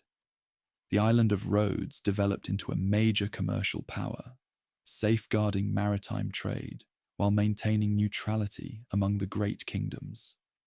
Pergamon in western Anatolia grew from a minor fortress into a significant cultural center under the Attalid dynasty. In Bactria, Greek rulers established an independent kingdom that eventually expanded into northwestern India. The Parthians, originally a nomadic Iranian people, gradually built a powerful state that would eventually challenge and replace Seleucid control in Iran and Mesopotamia. The Greek homeland itself experienced significant political innovation during this period. While Athens and Sparta declined from their classical prominence, new federal structures emerged that transcended the limitations of the traditional polis. The Achaean and Aetolian leagues in particular developed sophisticated constitutional arrangements that balanced local city autonomy with central federal institutions, creating more effective defensive organizations than individual polis could maintain. These federal states would become the final defenders of Greek independence against Roman expansion in the 2nd century BC. Despite political fragmentation, the Hellenistic world maintained substantial cultural unity. Greek emerged as the international language of government, commerce, and high culture throughout the Eastern Mediterranean and beyond. The ruling elites, even when they incorporated native nobility, cultivated Greek education, artistic tastes, and literary traditions. Greek cities, founded by Alexander and his successors across Asia and Egypt, served as administrative centers and outposts of Hellenic culture, creating networks of urban civilization from the Aegean to Afghanistan. Alexandria in Egypt exemplified the new cosmopolitan Hellenistic city. Founded by Alexander himself in 331 BC, it grew rapidly under Ptolemaic patronage to become the Mediterranean's largest and most dynamic urban center. Its population included native Egyptians, Greeks, Jews, Syrians, and other ethnic groups living in distinct quarters, but participating in a shared urban culture. The city's famous lighthouse, or pharos, standing over 100 meters tall and visible far out to sea, symbolized Alexandria's maritime orientation and technological achievement. Alexandria's greatest cultural institutions were the library and museum established by the first Ptolemies. The library aimed to collect all significant works of literature from throughout the known world, ultimately housing hundreds of thousands of scrolls. Scholars associated with the museum engaged in literary criticism, mathematical research, geographical exploration, astronomical observation, medical investigation, and philosophical inquiry. This concentration of intellectual resources made Alexandria the premier research center of the ancient world, attracting scholars from throughout the Mediterranean basin. Other Hellenistic capitals similarly combined Greek cultural forms with local traditions and royal patronage. Antioch on the Orontes, founded by Seleucus I, became the administrative center of the Seleucid Empire's western provinces and a major commercial hub connecting Mediterranean and Asian trade routes. Pergamon, under the Attalid dynasty, developed into an architectural showpiece featuring a dramatic acropolis adorned with monumental structures, including the famous Great Altar, now reconstructed in Berlin. Smaller Greek cities throughout Asia Minor, Syria, and Mesopotamia served as administrative centers, maintaining Greek cultural forms while interacting with native populations and traditions. The political structure of these Hellenistic kingdoms differed fundamentally from the citizen-based polis of the classical period. Monarchy became the standard form of government, with kings claiming authority through military success, dynastic legitimacy, and increasingly divine or heroic status. Alexander had already begun presenting himself in godlike terms. His successors further developed ruler cults that positioned kings as divine or semi-divine figures, deserving religious veneration. This practice, alien to classical Greek political thought, but familiar in Egyptian and Persian traditions, reflected the new cultural synthesis of the age. Royal authority operated through hierarchical bureaucracies that combined Macedonian military organization with Persian administrative traditions and Egyptian record-keeping systems. Greek and Macedonian officials occupied most senior positions, but native elites increasingly found roles in government service, especially in Egypt and the eastern Seleucid territories. This administrative apparatus focused primarily on tax collection, military recruitment, and maintenance of legal systems, generally allowing significant local autonomy in cultural and religious matters. Economically, the Hellenistic period witnessed both integration and innovation.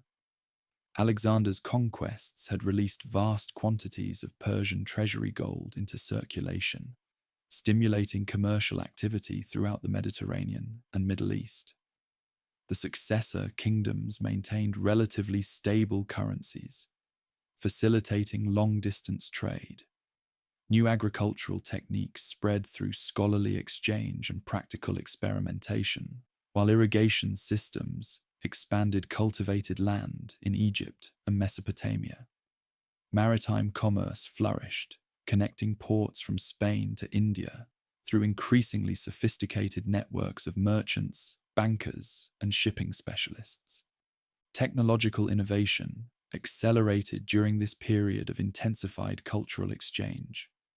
Archimedes of Syracuse exemplified the Hellenistic scientific genius, developing mathematical principles still in use today while designing remarkable machines ranging from compound pulleys to screw pumps for irrigation. In Alexandria, Ctesibius pioneered pneumatic and hydraulic devices, while Philo created automated theatrical displays and primitive steam engines.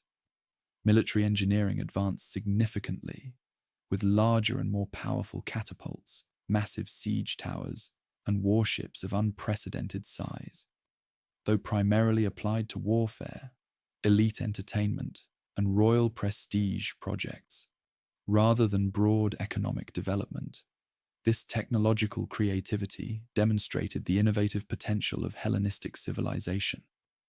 Hellenistic art and architecture reflected both the cosmopolitan nature of the age and its emotional intensity. Sculptors moved beyond classical restraint toward greater expressiveness, dynamic movement, and emotional impact. The Dying Gaul, Laocoon group, and Venus de Milo exemplify this evolution towards psychological complexity and dramatic physicality. Architecture became more theatrical and imposing, using landscape dramatically, as seen in the hillside sanctuary of Lindos on Rhodes, or the mountain city of Petra in Nabatea. Interior spaces grew more elaborate, with innovations in domed structures, complex urban planning, and integrated architectural environments. Literature underwent similar transformation. The classical focus on civic themes gave way to more personal, psychological, and exotic subjects.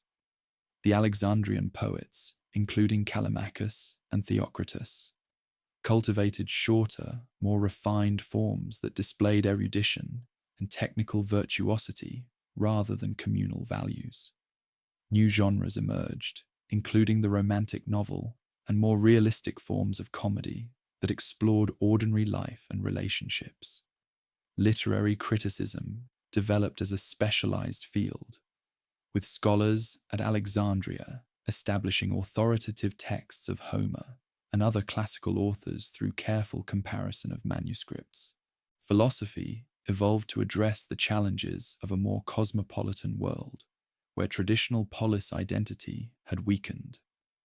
New philosophical schools, Epicureanism and Stoicism in particular, offered comprehensive guidance for living well in changed circumstances.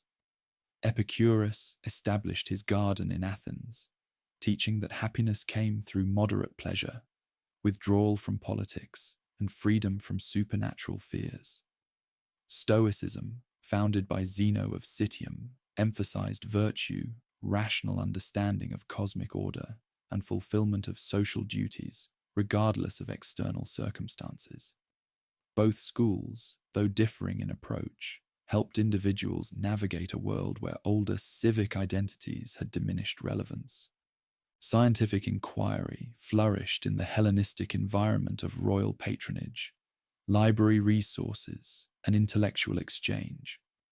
Euclid systematized geometric knowledge in his Elements, creating a logical structure that would define mathematical education for over 2 millennia. Eratosthenes measured the Earth's circumference with remarkable accuracy, using observations of shadows at different latitudes. Aristarchus of Samos proposed a heliocentric model of the solar system that anticipated Copernicus by 18 centuries, though his theory gained limited acceptance.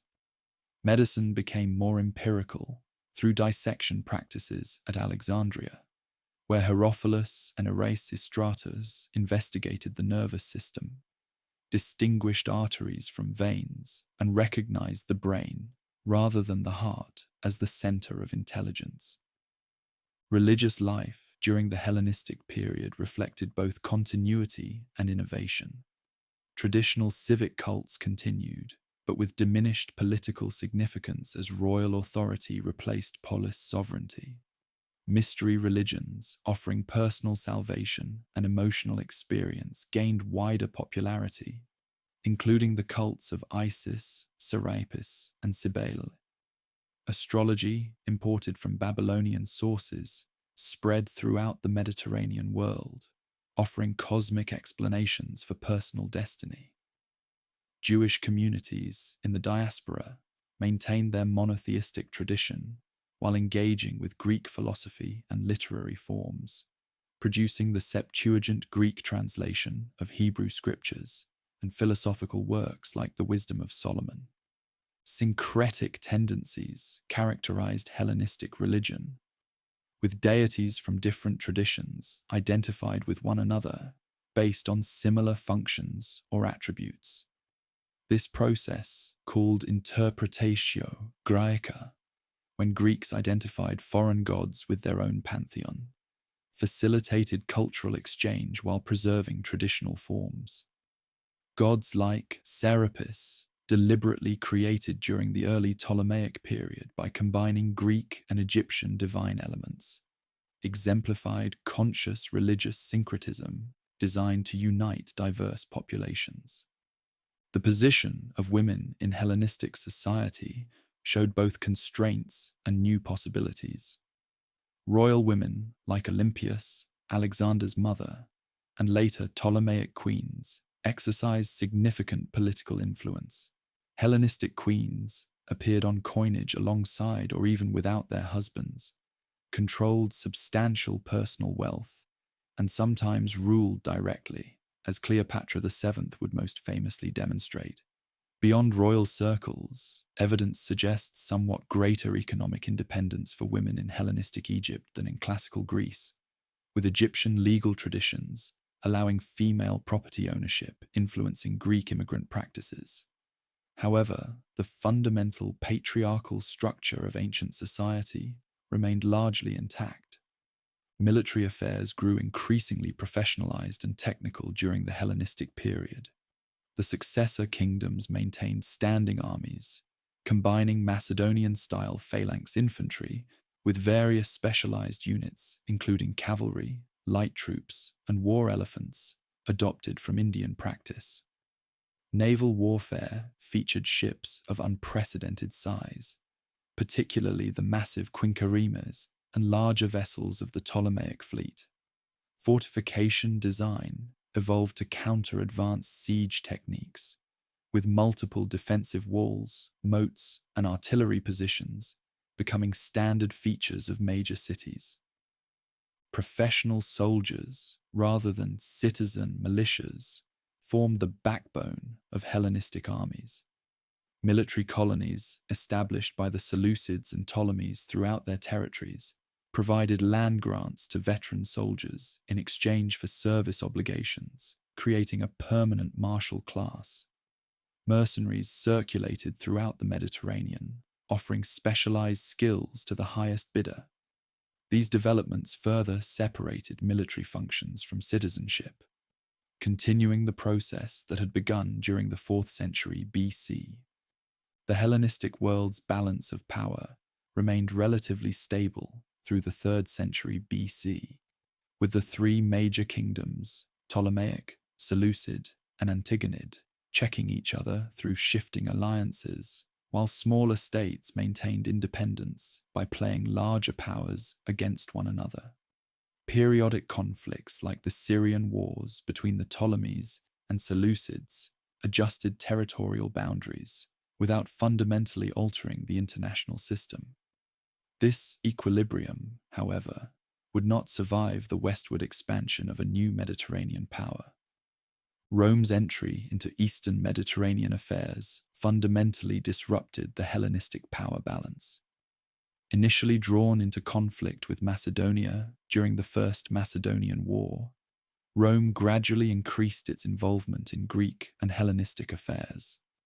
The decisive turning point came with the Second Macedonian War, concluded in 197 BC, when the Roman general Flamininus defeated Philip V at Cynoscephalae, demonstrating the superiority of legionary tactics over the Macedonian phalanx. Rome subsequently proclaimed the freedom of the Greeks, while effectively establishing hegemony over the Greek mainland. The Roman defeat of Antiochus III at Magnesia in 190 BC similarly curtailed Seleucid power and influence in Anatolia and Greece. Though Rome initially avoided direct annexation, preferring to rule through client kings and allies, its overwhelming military superiority transformed the Eastern Mediterranean's political dynamics. The destruction of Corinth in 146 BC, the same year that Rome destroyed Carthage in North Africa, marked the effective end of Greek political independence. Macedonia became a Roman province, while Greece itself was administered under various arrangements before formal provincialization as Achaia. The gradual Roman absorption of Hellenistic territories continued through the late Republic and early Empire. The Attalid kings of Pergamon bequeathed their kingdom to Rome in 133 BC. Ptolemaic Egypt maintained nominal independence until Octavian's defeat of Antony and Cleopatra, becoming a Roman province in 30 BC. The Seleucid Empire had already fragmented substantially, with Parthia claiming its eastern territories, and Rome gradually absorbing its western regions, culminating with the province of Syria, established in 64 BC. While politically subordinated to Rome, Hellenistic culture remained vibrant and influential. ultimately transforming Roman society as profoundly as Roman arms had transformed Hellenistic politics. Greek remained the lingua franca of the Eastern Mediterranean under Roman rule. Greek philosophy, literature, art, and religious concepts deeply influenced Roman intellectual and cultural development. The synthesis of Greek and Roman elements would define Mediterranean civilization for centuries, demonstrating the enduring legacy of Alexander's conquests and the Hellenistic world they created, even as political control passed to Rome. This Hellenistic age, spanning roughly 3 centuries from Alexander's death to Rome's final conquest of the Eastern Mediterranean, represented a crucial transitional period in world history. The spread of Greek culture across a vast area created unprecedented cultural connections between Europe, Africa, and Asia. The cosmopolitan cities, scientific advancements, philosophical schools, and religious developments of this era would profoundly influence subsequent civilizations from Rome to Byzantium to the Islamic world. While lacking the political coherence of Alexander's brief empire, the Hellenistic kingdoms maintained and expanded the cultural synthesis he had initiated, creating an international Hellenic civilization that transcended the narrow confines of the classical Greek world and permanently altered the trajectory of Mediterranean history. The entrance of Rome into the Hellenistic world transformed the political landscape of the Eastern Mediterranean. What began as limited involvement in Greek affairs escalated into complete dominance over the successor kingdoms and independent Greek states. Yet even as Roman legions conquered Greek territories, Greek culture exercised a profound influence on Roman society, creating a complex dynamic of political submission and cultural ascendancy that would shape Mediterranean civilization for centuries.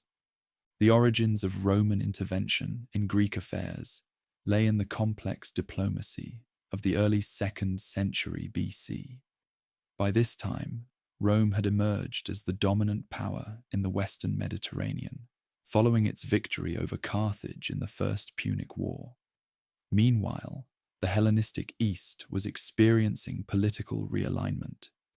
Philip V of Macedon and Antiochus III of the Seleucid Kingdom had agreed to partition Ptolemaic possessions outside Egypt, while independent Greek states increasingly organized themselves into leagues for mutual protection.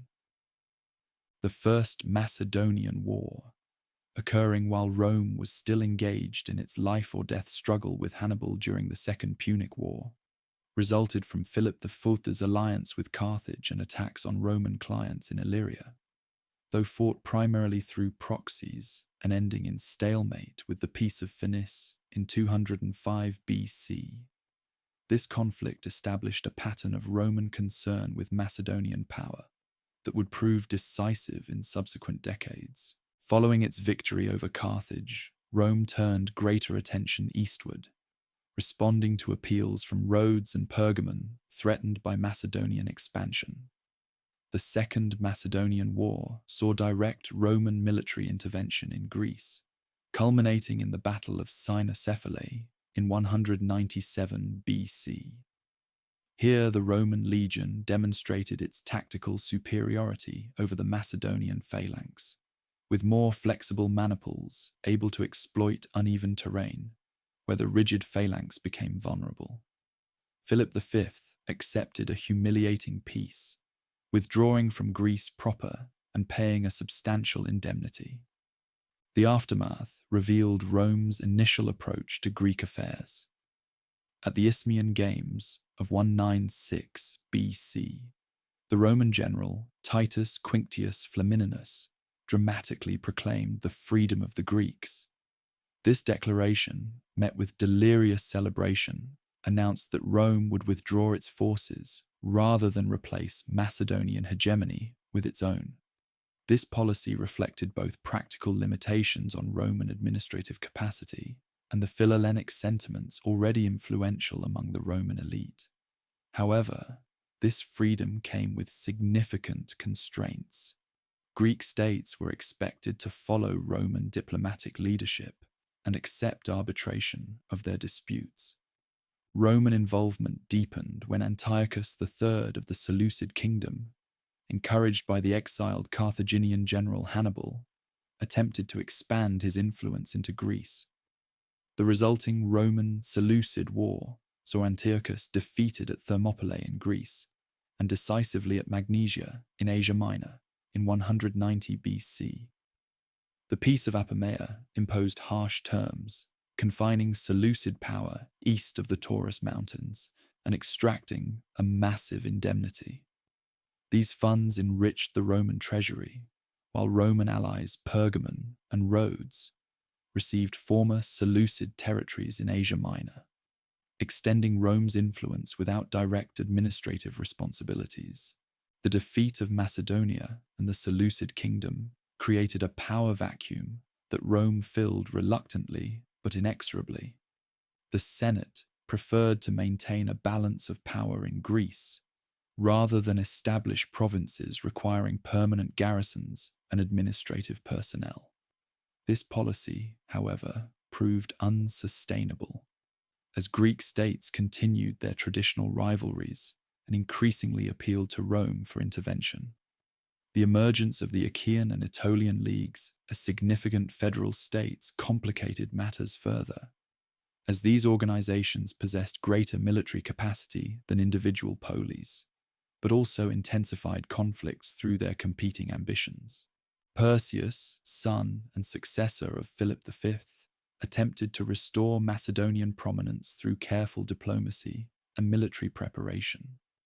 Roman suspicions of his intentions led to the Third Macedonian War, culminating in the Battle of Pydna in 168 BC, where the Roman general Aemilius Paulus inflicted a crushing defeat on the Macedonian forces. The aftermath demonstrated Rome's hardening approach to Greek affairs. Macedonia was divided into 4 separate republics, their interactions restricted to prevent unified resistance. Leading citizens from Greek states suspected of sympathizing with Perseus were deported to Italy as hostages, including the historian Polybius, whose subsequent experiences in Rome would profoundly influence his understanding of Roman power. The final chapter in independent Macedonia came after a pretender named Andriscus briefly revived the kingdom, provoking Rome to abolish Macedonian autonomy entirely. In 146 BC, Macedonia became a Roman province with permanent administrative structures and military garrisons. The same year witnessed the brutal destruction of Corinth after the Achaean League foolishly challenged Roman power. Corinth, one of Greece's most prosperous commercial centers, was sacked, its inhabitants enslaved, and its buildings razed on orders of the Roman commander Mummius, a shocking demonstration that Greek independence existed only at Roman sufferance. While mainland Greece experienced direct Roman intervention, the Hellenistic kingdoms initially maintained nominal independence while increasingly orbiting Roman power. The Ptolemaic rulers of Egypt cultivated Roman friendship as protection against Seleucid ambitions. The Attalid dynasty of Pergamon aligned so thoroughly with Roman interests that the last king, Attalus III, bequeathed his entire kingdom to Rome upon his death in 133 BC, creating the Roman province of Asia, encompassing western Anatolia's wealthiest regions. The Seleucid kingdom, already diminished by the Peace of Apamea and increasingly pressed by Parthian expansion in the east, fragmented into competing branches until Pompey the Great formally ended its existence in 64 BC, creating the Roman province of Syria. The Ptolemaic dynasty in Egypt maintained the fiction of independence longest, though increasingly dependent on Roman support to resolve dynastic disputes. The famous Cleopatra VII, last of the Ptolemies, attempted to preserve Egyptian autonomy through alliances first with Julius Caesar and then with Mark Antony. But her defeat alongside Antony at Actium in 31 BC sealed Egypt's fate. The land of the pharaohs became Octavian's personal property, effectively a Roman province, though administered under special arrangements reflecting its unique wealth and importance. For the Greeks, Roman conquest brought both trauma and opportunity. The destruction of Corinth and enslavement of its population demonstrated the brutal consequences of resistance. Mainland Greece, organized as the province of Achaia, experienced economic decline as trade routes shifted and local industries struggled against Italian competition. Agricultural land increasingly consolidated into large estates, while many Greeks sought opportunities abroad as teachers, physicians, artists, or administrators serving the new Roman masters. Yet even as political independence vanished, Greek cultural influence expanded dramatically. Rome's conquest of the Hellenistic world roughly coincided with its own cultural transformation, from a relatively simple Italian agricultural society into a sophisticated imperial power. As Romans encountered Greek learning, art, architecture, literature, and philosophy, many embraced these cultural achievements with enthusiasm. The Roman poet Horace would later encapsulate this phenomenon with his famous line, "Captive Greece captured her savage conqueror." This cultural influence began well before formal Roman conquest. From the 3rd century BC, Greek tutors educated elite Roman youth, teaching language, literature, rhetoric, and philosophy. Greek architectural forms and artistic conventions were adopted for Roman temples, public buildings, and private homes. Greek literary genres and themes inspired emerging Latin literature, with early Roman writers often directly translating or adapting Greek originals. By the late Republic, fluency in Greek and familiarity with Greek cultural achievements had become essential markers of elite Roman identity. The conquest accelerated this cultural exchange by bringing unprecedented numbers of educated Greeks to Italy. Some arrived as slaves captured in war, their intellectual skills making them valuable as tutors, scribes, and household managers. Others came voluntarily as teachers, physicians, artists, and intellectuals, seeking patronage among wealthy Romans. Greek philosophers established schools in Rome, while Greek architects and artists found eager patrons for their work. The physical transfer of Greek cultural treasures to Rome visibly symbolized this process. Roman generals routinely looted art, sculpture, and precious objects from conquered Greek cities, displaying these spoils in triumphal processions before dedicating them in temples or using them to decorate public spaces. Aemilius Paulus famously transported the Macedonian royal library to Rome after Pydna, whilst Sulla shipped entire marble columns from Athens to Italy. This appropriation of Greek material culture reflected both appreciation for Greek aesthetic achievement and desire to demonstrate Roman power through possession of prestigious objects. The Roman response to Greek culture was not unanimously enthusiastic. Traditional Romans, like the elder Cato, warned against Hellenic softness, corrupting Roman virtue and discipline. They advocated maintaining distinctively Roman values and customs against foreign influence. This tension between Philhellenism and Roman traditionalism created a cultural dialectic that would persist throughout the late Republic and early Empire, producing a distinctive Greco-Roman synthesis rather than simple cultural replacement. For ambitious Greeks under Roman rule, mastery of Roman political and legal systems offered pathways to influence and advancement. The historian Polybius, initially brought to Rome as a hostage, became an influential advisor to Scipio Aemilianus and other Roman leaders through his understanding of both Greek and Roman perspectives. His history, analyzing Rome's rise to Mediterranean dominance, helped both Romans and Greeks comprehend their new relationship. Increasingly, elite Greeks learned Latin, studied Roman law, and adapted to Roman administrative expectations, positioning themselves as valuable intermediaries between Roman power and Greek populations. So Athens, though politically diminished, gained renewed prestige as an educational center during this period. Young Romans of elite families traveled to study rhetoric, philosophy, and literature in the city still venerated as the fountainhead of Greek learning. The philosophical schools, Platonic Academy, Aristotle's Lyceum, the Stoa, and the Garden of Epicurus, continued operating, attracting students from throughout the Mediterranean world. Athens suffered severe damage during the Mithridatic Wars when it unwisely sided against Rome, but its cultural significance ensured special treatment even in defeat. Cicero, Horace, and many other prominent Romans spent their formative years studying in Athens, deepening the intellectual connections between the conquering and conquered cultures. This educational pilgrimage reflected broader patterns of intellectual exchange.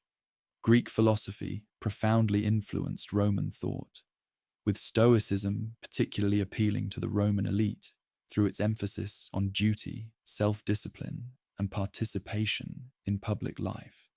Cicero's philosophical works adapted Greek ideas for Roman audiences, while Lucretius presented Epicurean physics and ethics in Latin poetic form. Greek medical knowledge, astronomical observations, mathematical techniques, and engineering principles found practical application in Roman contexts. Even in religion, Greek and Roman deities were systematically identified with one another, creating a syncretic Greco-Roman pantheon, while mystery cults of Greek and Eastern origin gained popularity throughout the expanding Roman world. The literary relationship proved especially creative. Early Roman writers like Livius Andronicus, Ennius, and Plautus directly translated or adapted Greek originals, establishing Latin literary foundations on Greek models. By the late Republic, Roman authors had developed more sophisticated engagement with Greek predecessors. Catullus and his contemporaries adapted Greek lyric forms to express distinctively Roman sensibilities. Virgil's Aeneid consciously responded to the Homeric epics while asserting Roman destiny. Ovid playfully transformed Greek myths into vehicles for exploring human psychology and Roman social realities. Architecturally, the Romans adapted Greek forms while developing their own innovations. The classical orders, Doric, Ionic, and Corinthian, were incorporated into Roman buildings, but often modified for decorative rather than structural purposes. Roman architectural innovations, including the arch, vault, and dome, combined with concrete construction techniques, enabled the creation of interior spaces far larger than Greek post and lintel methods allowed. The resulting synthesis preserved Greek aesthetic principles, while serving distinctively Roman needs for administrative, entertainment, and practical structures on an imperial scale. The visual arts showed similar creative adaptation. Roman sculptors studied Greek masterpieces while developing their own distinctive approaches, particularly in portraiture. Where Greek art had idealized its subjects, Roman portraits emphasized individual features and realistic representation. Historical relief sculpture, narrating specific events, represented another Roman innovation, exemplified by monuments like Trajan's Column. Meanwhile, the Roman elite eagerly collected Greek originals or commissioned copies of famous works, creating an art market that preserved many Greek masterpieces, now known only through Roman replicas. This cultural exchange operated within a fundamentally unequal power relationship. Romans selectively appropriated elements of Greek culture they found valuable, adapting and transforming them for their own purposes. Greeks, having lost political autonomy, emphasized cultural achievement as their enduring contribution to civilization. The result was a complex dynamic where Greeks maintained cultural prestige and influence even while politically subordinated to Rome. The Greek East ultimately proved the more durable portion of the Roman Empire. When Christianity became the empire's official religion, Greek intellectual traditions provided the conceptual framework for theological development. Greek remained the dominant language of the eastern provinces, laying foundations for the Byzantine Empire that would survive the Western Empire's collapse by nearly a millennium. The Greek cultural legacy, absorbed and transmitted through Roman imperial structures, would influence European civilization through the Renaissance and beyond. This peculiar victory and defeat demonstrates how cultural influence can transcend political and military outcomes. Though Roman legions conquered the Greek world, Greek ideas conquered Roman minds. The resulting Greco-Roman civilization synthesized elements from both traditions into a cultural framework that would define the Mediterranean world for centuries and establish intellectual foundations still visible in modern Western institutions, from architecture to literature, from philosophy to political theory. The story of Rome and Greece thus represents not simply conquest and subjugation, but a complex cultural dialogue whose legacy far outlasted the political structures of either civilization. The influence of ancient Greece extends far beyond its brief political florescence or its geographical boundaries. Long after Greek political independence ended with Roman conquest, the intellectual, artistic, and political achievements of Hellenic civilization continued to shape human thought and expression.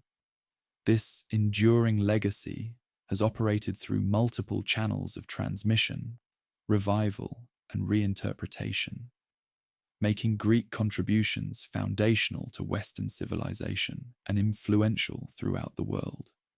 Under Roman rule, Greece itself entered a period of relative economic decline, but maintained cultural prestige. The Roman elite not only admired Greek achievements, but actively preserved and transmitted them. Roman authors wrote in both Latin and Greek, with Marcus Aurelius, a Roman emperor, composing his meditations in Greek rather than Latin.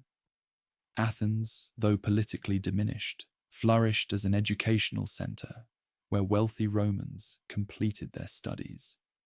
The Second Sophistic movement of the 2nd century AD saw renewed interest in classical Greek rhetoric and literature, with Greek intellectuals celebrating their heritage while adapting to Roman political realities. When Christianity became the dominant religion of the Mediterranean world, it developed its theological foundations substantially in Greek. The New Testament was written in Koine Greek, the common dialect that evolved from classical Attic Greek during the Hellenistic period. Early church fathers engaged extensively with Greek philosophical traditions, particularly Platonism, to articulate Christian doctrine. Theologians like Origen, Basil of Caesarea, and Gregory of Nazianzus received thorough classical Greek education before applying these intellectual tools to Christian thought. The resulting synthesis embedded Greek philosophical concepts within Christian theology, ensuring their transmission through religious channels, even as traditional pagan learning faced challenges. The division of the Roman Empire in the late 4th century AD positioned the eastern Greek-speaking portion for longer survival and cultural continuity. What historians call the Byzantine Empire, though its inhabitants considered themselves Romans, preserved and transmitted Greek learning while developing distinctively medieval institutions and Orthodox Christianity. In Constantinople, classical texts continued to be copied and studied, even as Western Europe experienced fragmentation and cultural disruption following the Western Empire's collapse. Byzantine scholars maintained unbroken contact with ancient Greek literature, philosophy, science, and political thought, though interpreting these traditions through Christian and imperial lenses. Islamic civilization provided another crucial channel for preserving and developing Greek knowledge. As Muslim armies conquered formally Byzantine territories in the 7th and 8th centuries, they encountered the rich intellectual heritage of the Hellenic world. During the Abbasid Caliphate, particularly in 9th century Baghdad, a systematic effort translated Greek scientific, medical, and philosophical works into Arabic. Scholars like Hunayn ibn Ishaq rendered Galen's medical treatises, Euclid's geometry, Ptolemy's astronomy, and Aristotle's philosophical works accessible to the Islamic world. These translations stimulated remarkable intellectual developments as Muslim thinkers engaged critically with Greek ideas. Philosophers like Al-Farabi, Avicenna, and Averroes developed sophisticated interpretations of Aristotle that would later influence European scholasticism. Mathematicians extended Greek geometric knowledge, developing algebra and trigonometry beyond ancient achievements. Astronomers refined Ptolemaic models while conducting new observations from observatories in Baghdad, Damascus, and Cairo. Medical theorists built upon Hippocratic and Galenic foundations, while adding clinical observations and surgical techniques. This flourishing intellectual culture preserved Greek learning during periods when it received less attention in Western Europe. The medieval West maintained more limited but significant contact with Greek thought, primarily through Latin translations and commentaries. Boethius in the 6th century translated portions of Aristotle's logical works, providing a crucial resource for early medieval education. The monastery of Monte Cassino preserved medical texts derived from Greek sources. Byzantine diplomatic contacts occasionally brought Greek manuscripts westward. However, most Greek literature and philosophy remained inaccessible to Latin readers until the Renaissance, with Aristotle known primarily through Arabic commentaries translated into Latin. The pivotal moment for Greek influence on Western civilization came with the Italian Renaissance, catalyzed partly by increased contact with Byzantine scholars. As Turkish conquests threatened the Byzantine Empire, Greek intellectuals increasingly traveled westward, bringing manuscripts and linguistic expertise. After Constantinople's fall in 1453, this trickle became a flood, with refugee scholars finding positions in Italian universities and courts.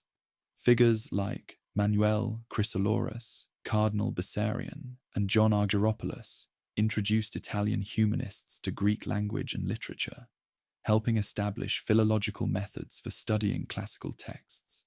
The resulting revival of learning transformed European intellectual life. Works by Plato, previously known only through secondary sources, became directly accessible, challenging the Aristotelian dominance of medieval scholasticism. Greek literature inspired new literary forms and aesthetic principles. Ancient historical texts provided models for Renaissance historiography and political analysis. Perhaps most significantly, Greek mathematics, astronomy, and natural philosophy stimulated scientific inquiry, contributing to the scientific revolution of the 16th and 17th centuries. This Renaissance enthusiasm for ancient learning spread beyond Italy across Europe, profoundly influencing the emergence of early modern thought and culture. Erasmus of Rotterdam exemplified the humanist scholar thoroughly versed in Greek texts and committed to their educational value. Northern European universities established professorships in Greek, while printing technology made classical works widely available to students and scholars. Ancient Greek models influenced architecture, sculpture, painting, and city planning, as architects like Palladio and Wren adapted classical principles to modern needs. The Enlightenment of the 18th century reinterpreted Greek achievements through its own philosophical lens. Thinkers like Diderot, Voltaire, and Gibbon found in ancient Greece a model of rational inquiry independent of religious authority. The Athenian democratic experiment provided inspiration for political reformers, though often idealized beyond its historical reality. Greek artistic principles, interpreted through neoclassical aesthetics, influenced everything from furniture design to monumental architecture, with Greek revival styles dominating public buildings in Europe and America. In the 19th century, Greek studies became professionalized through the emerging German university system. Classical philology developed rigorous methods for establishing authentic texts and tracing linguistic development. Archaeology evolved from treasure hunting to systematic investigation, with Heinrich Schliemann's excavations at Troy and Mycenae connecting Homeric epic with material culture. Historical scholarship placed Greek achievements in broader Mediterranean context, while still acknowledging their distinctive character. This academic foundation established ancient Greek studies as a cornerstone of humanistic education throughout Western universities.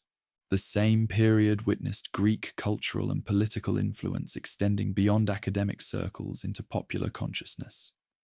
The Greek War of Independence against Ottoman rule from 1821 to 1832 galvanized European Philhellenism, with poets like Byron portraying modern Greeks as heirs to ancient glory, deserving liberation.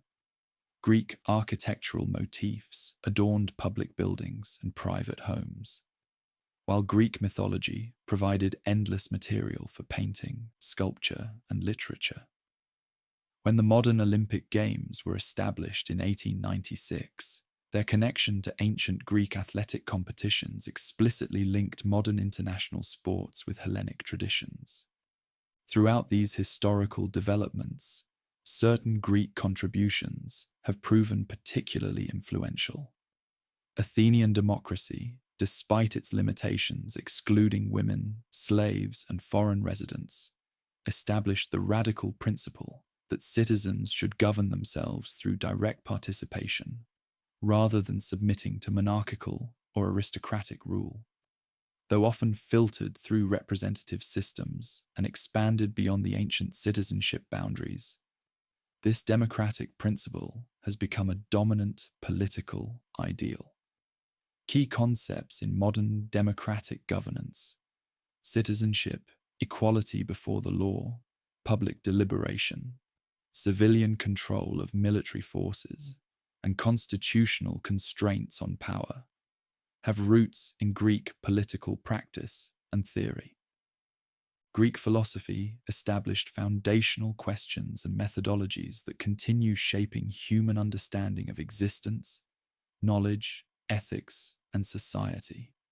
Socrates' questioning method challenged unreflective assumptions and demonstrated the value of critical examination.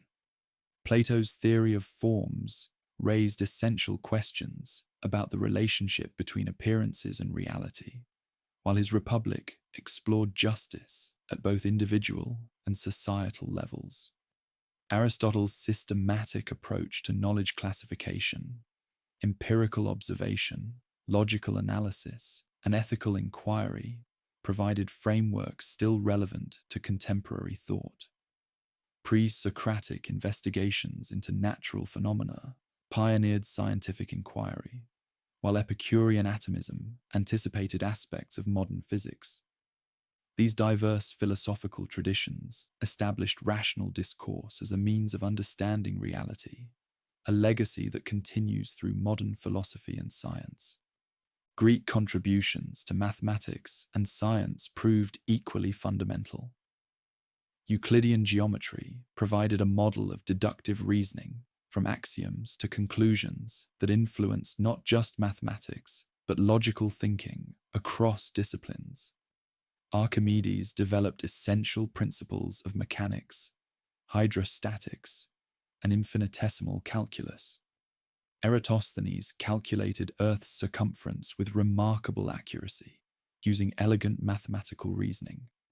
Hippocratic medicine established clinical observation and natural causation, rather than supernatural intervention, as the basis for understanding disease. These achievements laid groundwork for the scientific revolution and continue influencing modern scientific methodology. Greek artistic and literary innovations similarly established enduring forms and standards. The Greek architectural orders, Doric, Ionic, and Corinthian, have remained fundamental to Western building design from Roman times through contemporary architecture. Sculptural achievements in representing the human form naturalistically, while idealizing its proportions, influenced artistic representation across cultures. In literature, Homer's epic poems established narratives exploring human heroism, mortality, and ethical complexity that continue resonating across literary traditions. Greek tragedy, particularly works by Aeschylus, Sophocles, and Euripides, created profound explorations of human suffering, moral dilemmas, and cosmic justice that remain staples of world theatre.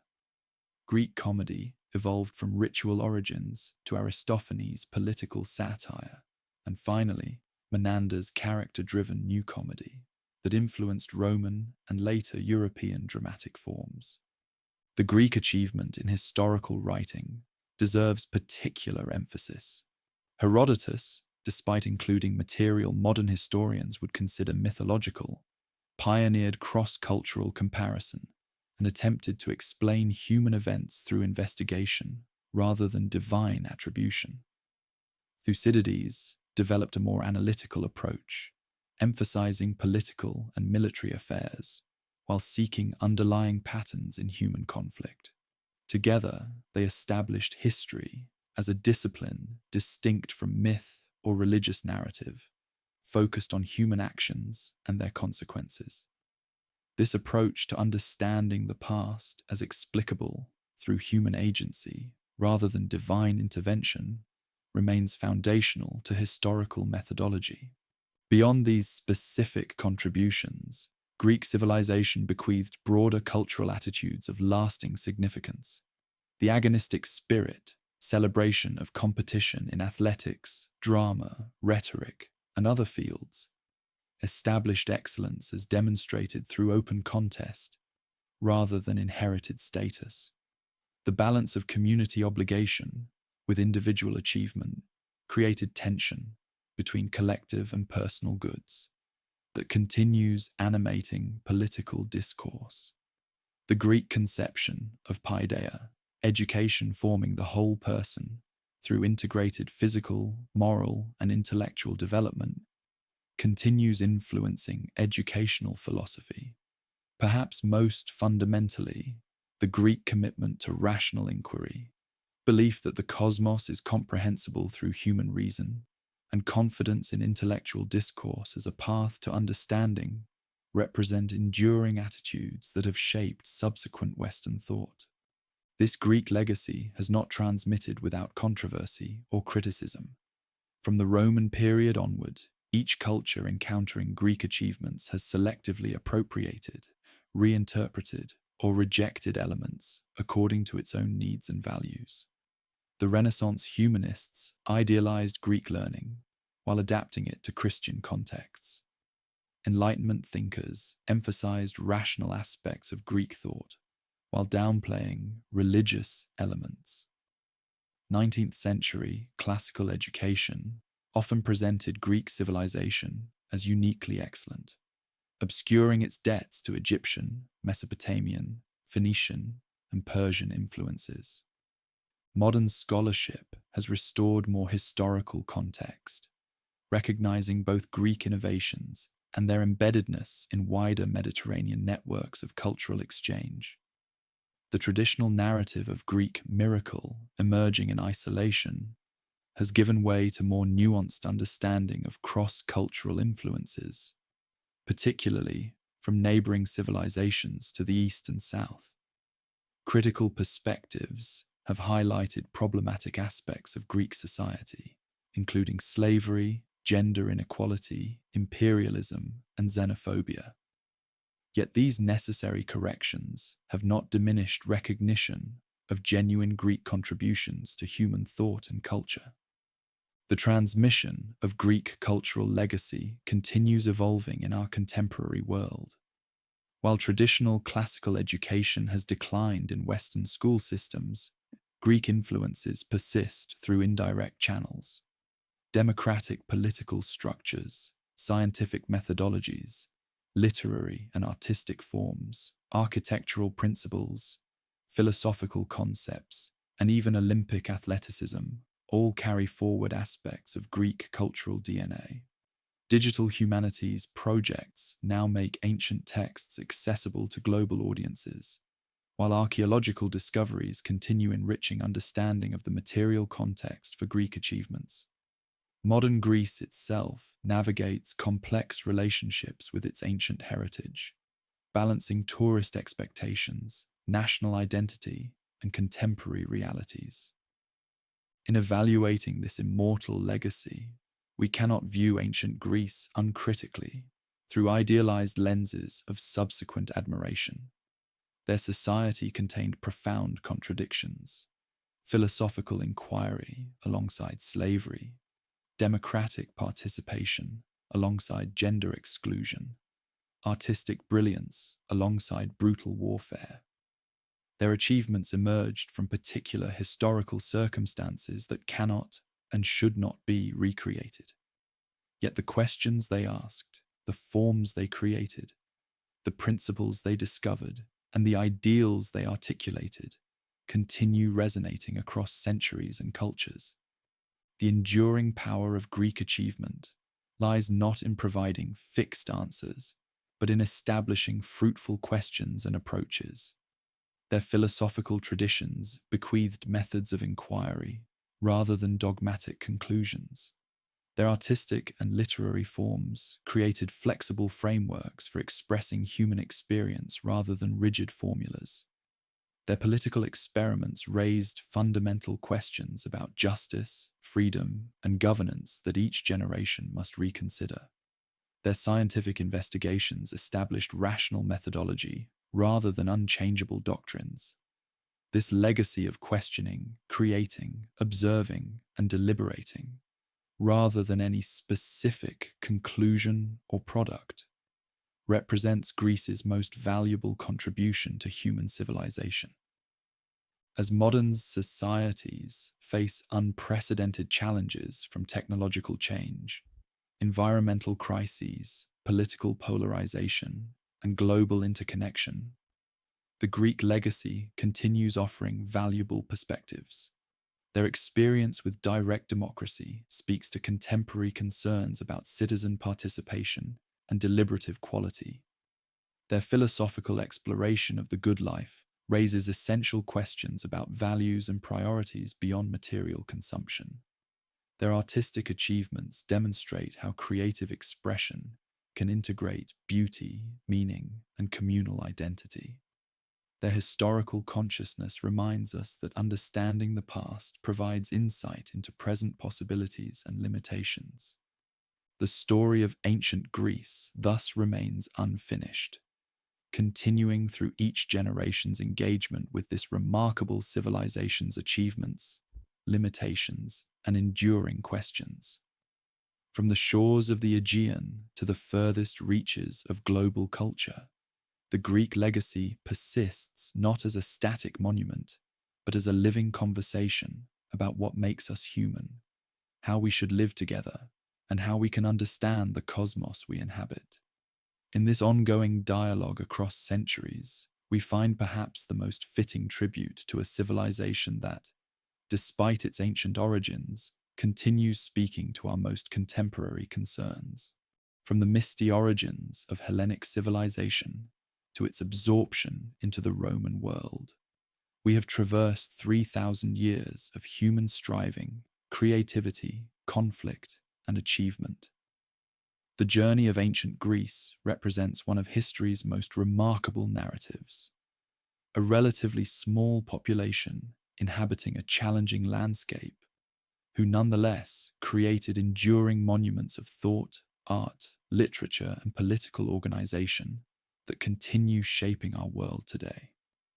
This Greek story began with myths explaining cosmic origins and divine hierarchies, proceeded through Bronze Age splendor and subsequent collapse, witnessed the painful rebirth of civilization during the Dark Age, flourished in the revolutionary innovations of the Archaic period, reached unparalleled cultural heights during the Classical era, expanded dramatically through Alexander's conquests, and finally transformed into the cosmopolitan Hellenistic civilization that Rome would ultimately absorb.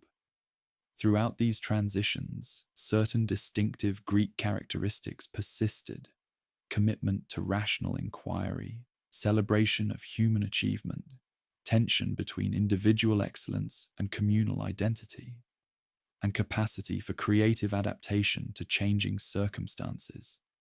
Though Greek political independence ended with Roman conquest, Greek cultural influence expanded through Roman transmission, Byzantine preservation, Islamic development, and Renaissance revival, ultimately becoming foundational to Western civilization and influential worldwide.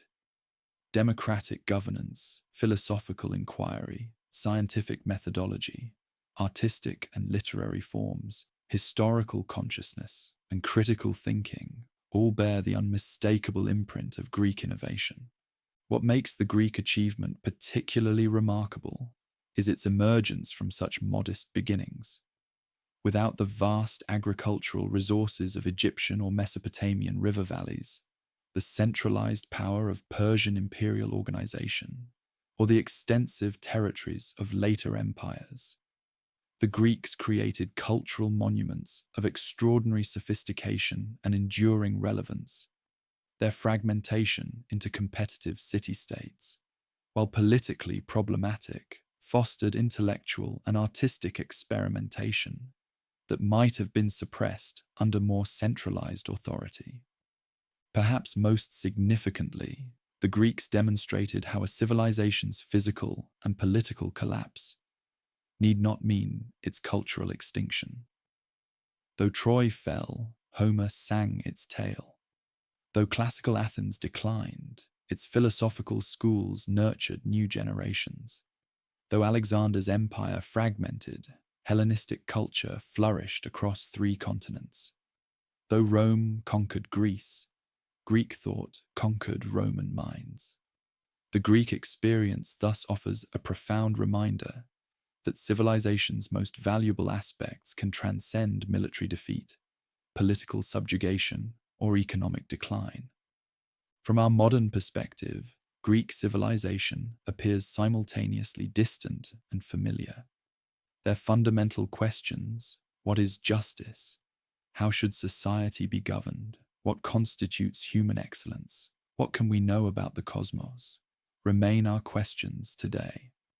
Their artistic and literary creations still move us emotionally while engaging our intellects. Their political experiments, despite obvious limitations, established principles of citizenship, legal equality, and public deliberation that continue shaping modern governance. The Greeks themselves were acutely conscious of their place in history. Thucydides wrote his account of the Peloponnesian War as a possession for all time, recognizing that human nature remains consistent despite changing circumstances.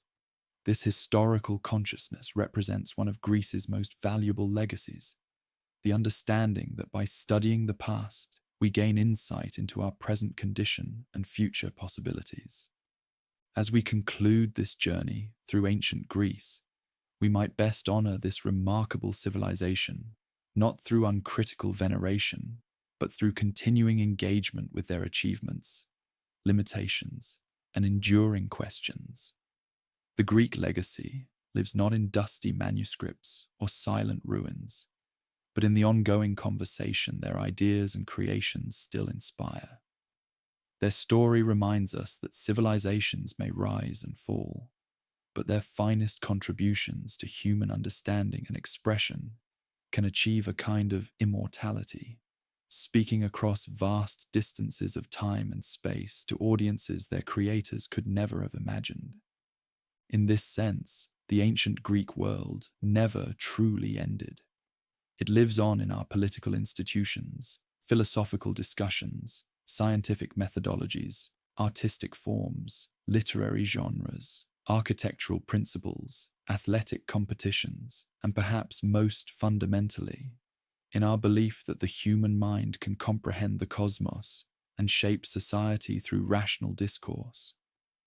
That enduring conversation between ancient Greece and subsequent generations represents their most profound legacy, an open dialogue about what it means to be human that continues enriching our understanding 3 millennia after it began on the shores of the Aegean Sea.